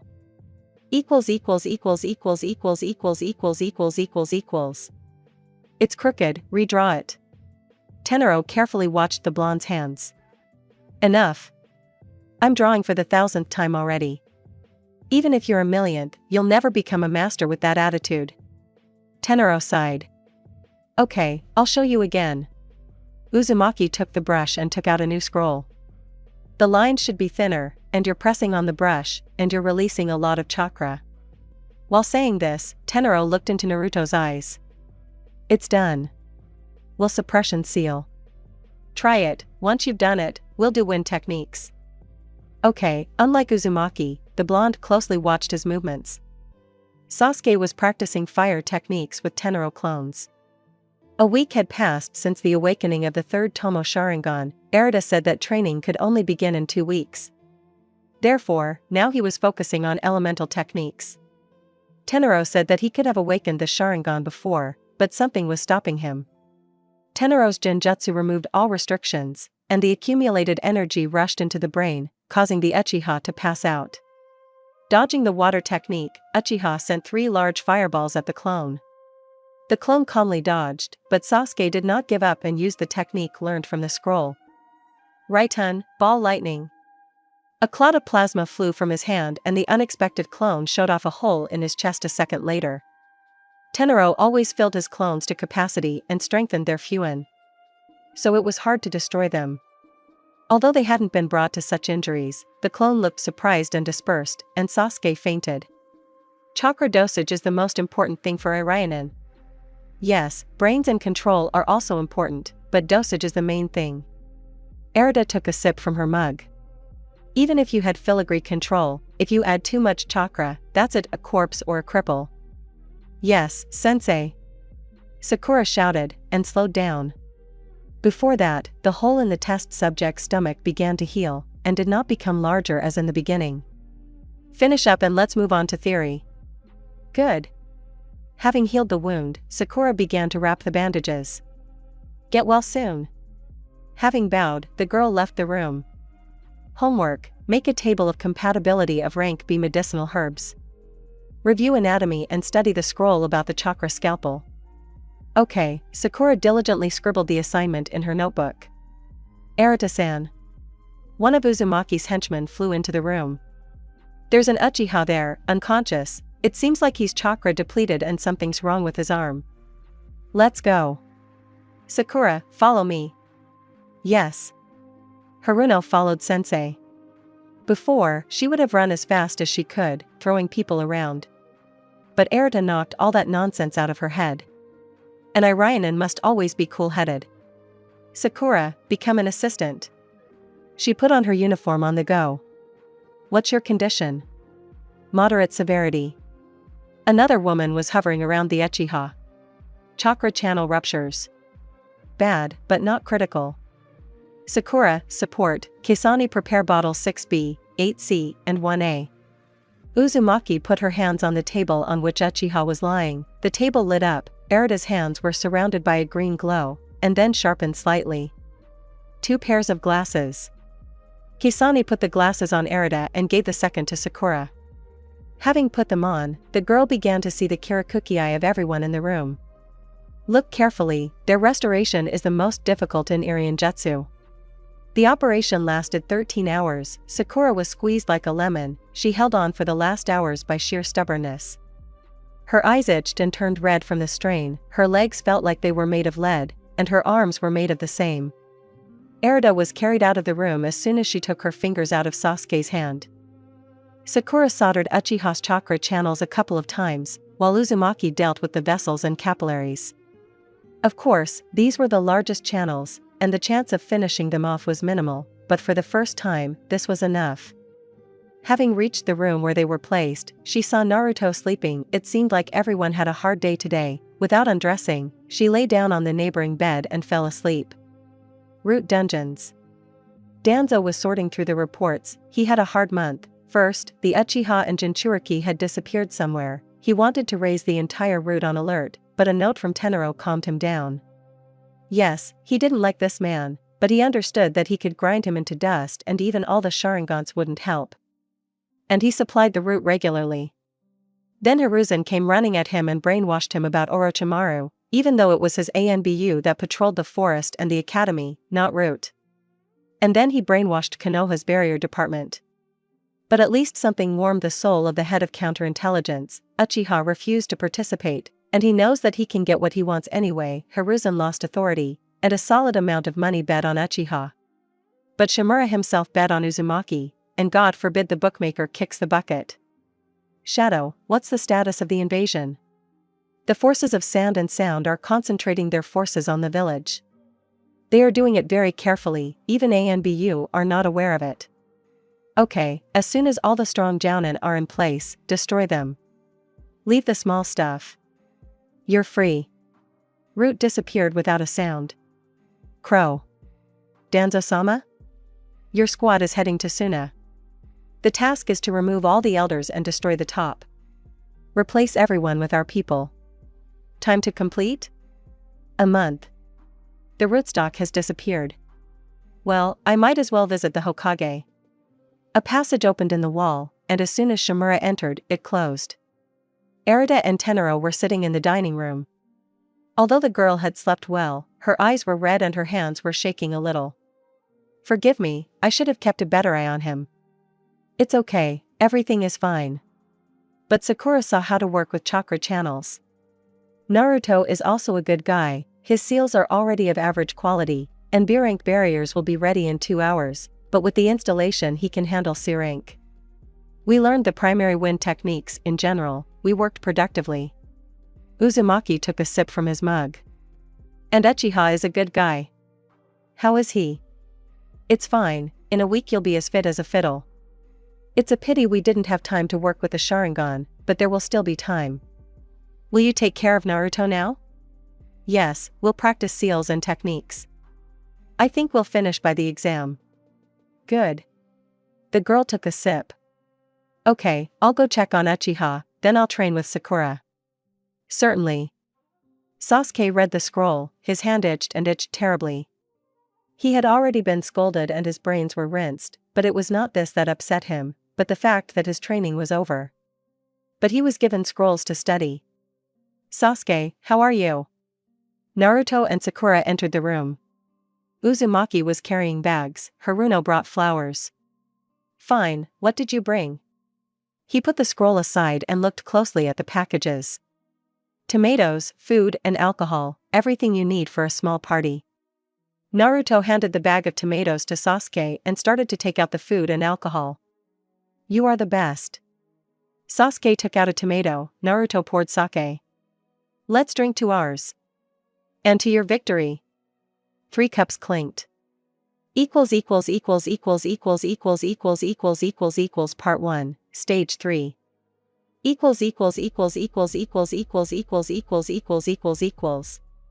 All good things come to an end, and so did our hero's training. Sasuke only got back to normal yesterday, and Naruto brought his training to a satisfactory level. But what is satisfactory for Tenro is excellent with 2 pluses for others. Sakura also leveled up, and Erida suggested that she take the B rank after the exam. Well, I fulfilled my agreements, even if not completely. Tenro looked at the Uchiha, but I think the scrolls will compensate for that. Don't forget about your obligations, the genin threw. Good luck, Naruto. Bowing, Tenro entered the house, and the door closed behind him. Well, let's have some fun. Any suggestions? There is one club, it's expensive though. Sakura, is money a problem for us? Uzumaki put his hands on his friend's shoulders. Lead us. Everyone laughed and headed towards the exit of the quarter. Evening was approaching, but there were still a lot of people on the streets. Anbu and Jonan in civilian clothes were scurrying around everywhere, but only Uchiha and Uzumaki noticed them. There are so many of them, Sakura grimaced. Lots of foreign guests, yes and that. Okay, we've arrived. The guys found themselves near a large building. A bunch of young people in expensive outfits, security from the shinobi, in general, everything spoke of the high status of this place. Hey, assholes, what are you doing here? A boy a couple of years older than our heroes stepped forward. The group behind them burst into laughter. Inuzuka didn't ask the cur, Naruto snapped. What did you say? Kiba, weren't they the ones who offended you? No need, Karo. Kiba felt awkward, but in his soul he was jubilant. His life offended him, Uchiha cut in. Basically, as did your entire clan, other people laughed. Even the Jounin smiled, most likely without clans. Oh you. Inuzuka attacked the heroes, but received a genjutsu. Naruto filled the kunai with wind chakra, Sakura activated the chakra scalpel. So, assholes, who should I castrate? Boy, you've already said your time, said an adult from the dog clan. I don't think so. A trio of Anbu and Danzo Shimura appeared nearby. That's when the dog owner sat down on the point. For Uchiha and Jinchuriki, you yourself will be put in jail. Just not in a cell, but in the root dungeons. Got it all? Everyone who could sense chakra nodded. A powerful wave of ki emanated from Shimura. Rest, kids. Naruto-kun, don't let me down tomorrow, Uzumaki nodded reflexively. Well, shall we continue? But the gang had already retreated to the club, taking their comrade with them. Moriki, Naruto spat after them. The club was noisy, and unlike regular clubs where people danced in crowds on a common area, here people were in groups. Snobs, Sakura whispered. Hey, who let you in? The administrator ran to meet them.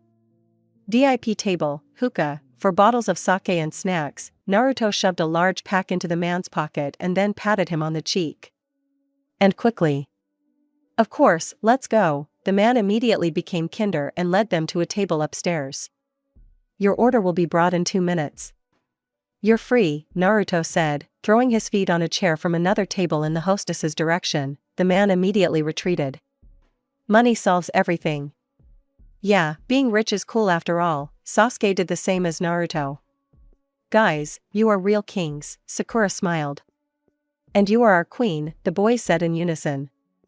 The order was brought in exactly 2 minutes.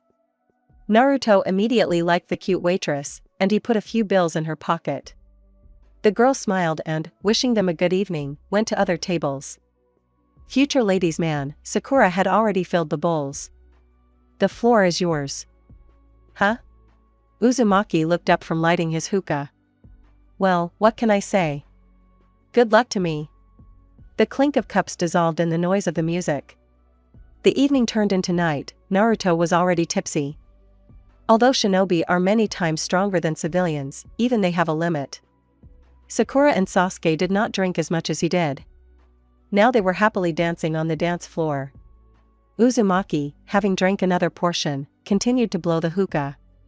But the cry of his name immediately sobered Naruto, and quickly looking down, he saw how the crowd surrounded Sakura and Sasuke. Without thinking twice, he made a seal. Sasuke and Sakura were dancing and not bothering anyone. But then even Sasuke's clouded eyes caught movement, and then the crowd gathered and began to move towards them. Well, let's see how you can handle a crowd, the Inuzuka guy grinned. Naruto, Sakura screamed in desperation. She was in no condition to fight right now, and Sasuke was no better. The downside of the sharing is that it doesn't work when you're drunk. As Sasuke explained to her. Now we'll trip you up with a crowd. Inuzuka was completely out of sorts, but his tongue didn't slur. Fuck you. 100 clones jumped out from the balcony, all with kunai filled with wind chakra. Well, let's go. Crowd against crowd. Everyone stay where you are. Remove your weapons and clones. A dozen ANBU appeared in the room, led by Danzo Shimura. I told you what would happen to you. The ANBU immediately pinned the dog handler down, pinning several of his accomplices face down on the floor. Thank you. Uzumaki removed the clones. We'll go. Taking his partners by the arms, he headed for the exit. Smart kid. Danzo and his fighters took the ringleader and disappeared. Tsume, what is your clan doing? Hiruzen was relaxed, but his hard and cold gaze penetrated to the heels. Okay, if they were ordinary genin, I wouldn't say a word. But these are Uzumaki and Uchiha. If even one hair falls from their heads, most clans will eat you alive. Hiruzen took out a pipe, filling it with tobacco. Moreover, your clan doesn't even have allies, your Ninken are replaced by Aburame. But Hokage-sama. This degenerate, it's his own fault, the Kunoichi's voice trembled. Tsume, what the hell? Sarutobi slammed the table. Okay, but why did you come to the root dungeons? He took a member of my clan. And what would you do? The old man puffed on his pipe. Are you silent? Remember, Tsume, Danzo is a very scary man. Your clan doesn't matter to him. Now go, I'll try to get your man out. And don't even think about messing with Danzo. Yes, the woman answered and left. Hiruzen leaned back in his chair, tired. All his plans were going to hell. First the Uchiha, then Orochimaru. Now this. Kami, why is this happening to me? Do you think he will answer? The secret door slid open and Danzo appeared. No, what's up with that idiot? Hiruzen filled his pipe. And how are Uzumaki and Uchiha? Nothing, they kicked me, had a talk and told me to tell the others. Already in the quarter. Uzumaki and Uchiha are all right, they are not going to run away, they are not going to interfere themselves, but they can answer. That's all. I see, well, I need to sleep for a couple of hours. Kazekage will arrive tomorrow. Assign your men to him, mine will be in the arena. Okay, good night, Hiruzen. And to you, old friend. Hiruzen groaned. As soon as Danzo left, he leaned back in his chair and dozed off restlessly. Arena. There were a huge number of people, and among the crowd people with boxes were flickering. Rich and noble people were sitting in special boxes, and bookmakers were bustling around them. In the center of the stands there was a balcony where the Hokage, Lord Feudal, and Kazekage were sitting. So many people. And this annoying noise. Uzumaki complained to his friends. There's no need to drink so much, Uchiha replied. After this exam, I'll throw such a party that Konoha will shudder. Dream on, Niji-kun will make a cutlet out of you, Ino butted in. Or I am one of them. Uzumaki's voice was steely. Yamanaka hid behind Shikamaru. I have to go. Uzumaki nodded and went down to the arena. Ladies and gentlemen. The Hokage's voice echoed throughout the arena. I would like to remind you that this exam is meant to improve relations between allies, as well as to demonstrate the strength of the new generation of shinobi. Good luck to everyone. Hiruzen gave the signal, and Genma jumped into the arena. So, Niji Hyuga versus Uzumaki Naruto. The named shinobi remain, the rest go up to the balcony. As soon as the genin left, the jonin continued. I will stop the fight if one of you surrenders, is unable to continue the fight, or is killed. There are no rules. You will begin on the whistle. Shiranui jumped onto the balcony and whistled. This will be the fastest fight. Niji activated the Byakugan. Fuck you. Vacuum bullets flew at Hyuga. Kaiten. Niji began to spin, creating a dome around himself. Somewhere in the stands, the Hyugas were sitting and looking for Jaws. Having stopped spinning, the guy dodged the kunai. But he missed a punch, flying a decent distance away. You can't reach me, Hyuga. I have 10 times more chakra than you do. And I know a lot of remote techniques. Come on, show me your strength, you empty-headed windbag. Or else I'll turn your carcass into mincemeat. Uzumaki shouted. Take that. Niji popped out of nowhere. 8 trigrams, 128 palms. Uzumaki began to be thrown around like a rag doll. After delivering the last 2 blows, he looked at Uzumaki. You're the only chatterbox here. The winner is Huned. Uzumaki Naruto. A crowd of clones was running towards Hyuga. There were many of them, and each one had a kunai filled with wind chakra. Genma immediately jumped back. Kaiten. Niji scattered the clones, some he scattered with the soft fist style. But the clones did not decrease, and after missing a couple of blows he was swirled into a whirlwind of clones. The silence that settled over the roasting room allowed for the sounds of broken bones, screams, and even skin tearing. After a few seconds, the clones disappeared, leaving Hyuga's body, which had been turned into mincemeat. You have about 5 minutes, after which he will die. The medics ran into the arena, and having loaded Niji's body onto the rapists, they left the exam site. W. Winner Uzumaki Naruto. The examiner answered sluggishly. Naruto was already climbing up to the balcony. Kakashi sat in shock. He didn't understand what was happening. Yes, out of the corner of his eye, he noticed that something was wrong with the guys, but he wrote it off as puberty and didn't pay much attention. Kakashi. Guy ran at him, what was that? But there was no answer. Guy spat and ran downstairs. How did you let this happen, Kakashi? Kurenai said reproachfully. Why did your student so cold-bloodedly turn a guy into mincemeat? We're not at war, and he was one of our own. But Hatake wasn't listening, he thought he needed to talk to his student now, and then find Guy. He ran downstairs, ignoring the screams. Naruto stood up to the others. Only Sakura and Sasuke congratulated him, the rest looked on distantly. Thank you, let's go. Uzumaki pointed to the exit. The 3 genin left, they weren't interested in the rest of the fights. They had an important mission. Part 1, Jinchuriki.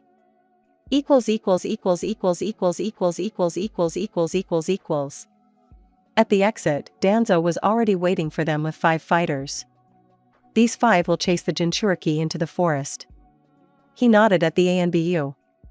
Be careful, he's crazy, your main task is to seal him. As soon as you see the subject leave, that's the beginning of the mission. Okay, but why don't you seal it yourself? Uchiha asked.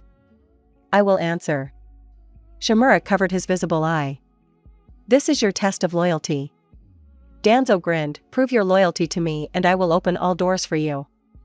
Hi. I'm counting on you. You 5 take up positions. The ANBU disappeared without a sound, followed by a clone of the head of Root. I want to enter the route, Uchiha said and sat down on the ground. Good option, I'm going to Tenaro. Naruto, can I come with you? Sakura asked, I have nothing to do here anyway. Yes, Danzo, Daimyo and Tenaro are on our side. The first and last senju in the village will be wiped out if they put a spoke in the wheel. Uzumaki leaned against the wall. As I understand it, Tsunade is a figurehead, and all issues will be decided by Danzo and Daimyo? Uchiha squinted, looking at the sun. Probably. It doesn't concern us. Ah, here comes Kakashkin. Kakashi instantly found himself next to the genin. How did you like the fight, Kakashi-sensei? Uzumaki smiled. What was that? You almost killed him. If I wanted, I would kill. But people want a show, they paid money for it.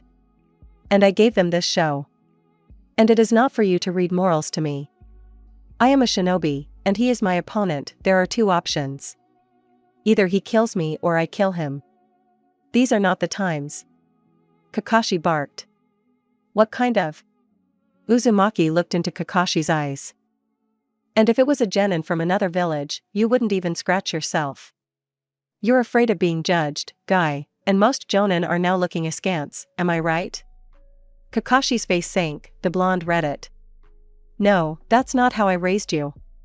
You didn't raise us at all. You are the worst mentor. It was a shame they even transferred you from ANBU to jonin. Now get the hell out of here. Do you also think that I am a bad mentor? Hatake looked at Sasuke and Sakura. Yes. That same Danzo-san did more for us in a couple of minutes than you did in half a year. Now get lost, or you'll miss the most interesting part. Said Uchiha. Danzo? The shinobi exclaimed. Have you spoken to him? But he did not hear an answer, as all 4 of them began to feel sleepy. Kai. The 7th removed the Genjutsu. Kakashi rushed to the arena. A series of explosions went through the entire village. Shinobi began to appear from everywhere. But Root and most of the shinobi fought against them. They quickly laid the enemies on the ground. Yes, after all, ANBU is power. Uchiha activated the Sharingan. Don't get distracted. Uzumaki looked at the arena with tension. There was an explosion and most of the wall was shattered into pieces. The guys were crushed by a powerful ki. Forward, Naruto said with difficulty. Hi. The partners responded and moved after the Jinchuriki. Danzo's henchmen had already eliminated all the shinobi covering the Jinchuriki of the one-tailed beast and were now pressing the Bijou, which was gradually gaining form. Upon seeing the genin team, they doused the monster with a powerful stream of water and disappeared. They've almost done our job, Uchiha was surprised, looking at the wet monster. Sasuke, hit him with lightning, and I'll prepare the seal. Sakura, keep an eye on the situation. Raitun, magnetic field kill. The Jinchuriki shook, and then all the sand crumbled. A few minutes later, a seal was placed on Gaara. Take it, the seal will last a couple of hours. Not bad, Danzo said to the appearing Danzo. 5 ANBU grabbed the Jinchuriki and disappeared. We could have sealed him ourselves, but the daimyo asked for you, and our mutual friend had a hand in it. Danzo grinned. Sasuke is expecting you in a week, and I'll give you a long-term mission, for about 3 years. Especially since you're already Chunins. Thank you, Danzo-sama. The genins bowed. Now go back. Hi. The three headed towards the village. Well done, the debt is closed. And one more condition, if Uchiha becomes as empty as your fighters. Then I will destroy your root brick by brick. Got it? Yes. Shimura creaked. Bye. I hate you, Shimura hissed and disappeared. The fighting in the tree had almost ceased, the root and shinobi squads were finishing off the survivors, the roots took some with them. Almost not destroyed. And there are not so many victims. So they threw the weakest ones into the village, all the strong ones are in the arena. Uzumaki answered. Okay, let's go there, I want to see who will finish off Hiruzen. The guys moved towards the arena, burying 3 sound ninja along the way. The arena was much worse than the village. Lots of dead, ANBU and Jonin were already finishing off the rest of the enemy forces. But most of the fighters were poking around near the purple barrier. Sakura, help the civilians, the girl nodded and ran to the Irionen squad. I'll go to the barrier, you go loot. And what about me? Uchiha was indignant. Well, go pick at the barrier like they did. He nodded at the Hokage's fighters. Okay, Uchiha waved him off and ran towards the corpses. Once he reached the barrier, he began to peer. Break down this fucking balcony, Uzumaki, the ANBU, shouted. Get lost, we'll figure it out without you. This is a barrier, 4 people are holding it, destroy the balcony and it will fall. To hell with it, blow everything up here. Hi. 10 fighters shouted and began to form seals. Uzumaki safely jumped to another roof, covering himself with a barrier. And they call me a monster? Uzumaki was shocked. And then a flash blinded him. The Sound 4 quietly laughed at the ANBU's attempts, then they saw the blonde, yelling at the mask wearers, he jumped onto another roof. F. That was the last thing the Sound guys heard, and then they flew down, where they were crushed by a pile of rocks. I can't seal it, Hiruzen croaked, blood trickling from his mouth. Come on, old man, I'll help. Enma grabbed the Hokage's back and began to pull. Let go, no. Orochimaru screamed, and Shinigami lifted Tonto and cut off part of the Sanin's soul. No. The snake screamed, and then flew down, and a pile of stones crushed him from above. Enma grabbed the former Hokage's body in time and jumped back to the roof to Naruto. Goodbye, old man. Naruto had already recovered from the explosion and was examining the Hokage's body. Yes, he didn't like Hiruzen, but he respected him for his strength. How are you, Enma-san? Naruto asked the Monkey King. Bad, I've been with him for 50 years, very bitter and sad in my soul. Answered the monkey. Kid, let's make a contract, I promised Hiruzen that I would take a new apprentice, after his death. I don't mind, especially since I want to pay tribute to Hiruzen. He respected the Hokage, after all. I think we can work together. Enma took out a scroll. Sign in blood. Uzumaki bit his finger and signed. Well, I have fulfilled Hiruzen's condition, farewell old friend. Taking the scroll, the Monkey King disappeared in a cloud of smoke. Farewell, Hokage-sama. The ANBU group knelt down. Rain. I don't think they promised it. Uzumaki looked at the gloomy sky. 3 days later, the funeral of the dead took place. The rain never stopped. There were many people. Tsunade gave a speech, after which the crowd began to lay flowers. Most of the flowers were on Hiruzen's tombstone. They loved him after all. Naruto stood away from the crowd. Sasuke and Sakura left immediately after they laid the flowers, but he stayed. Yes, he was ready to help everyone. Except me. Naruto turned around and headed for the exit. This is what you are like, Uzumaki Naruto. Part 1. The new path.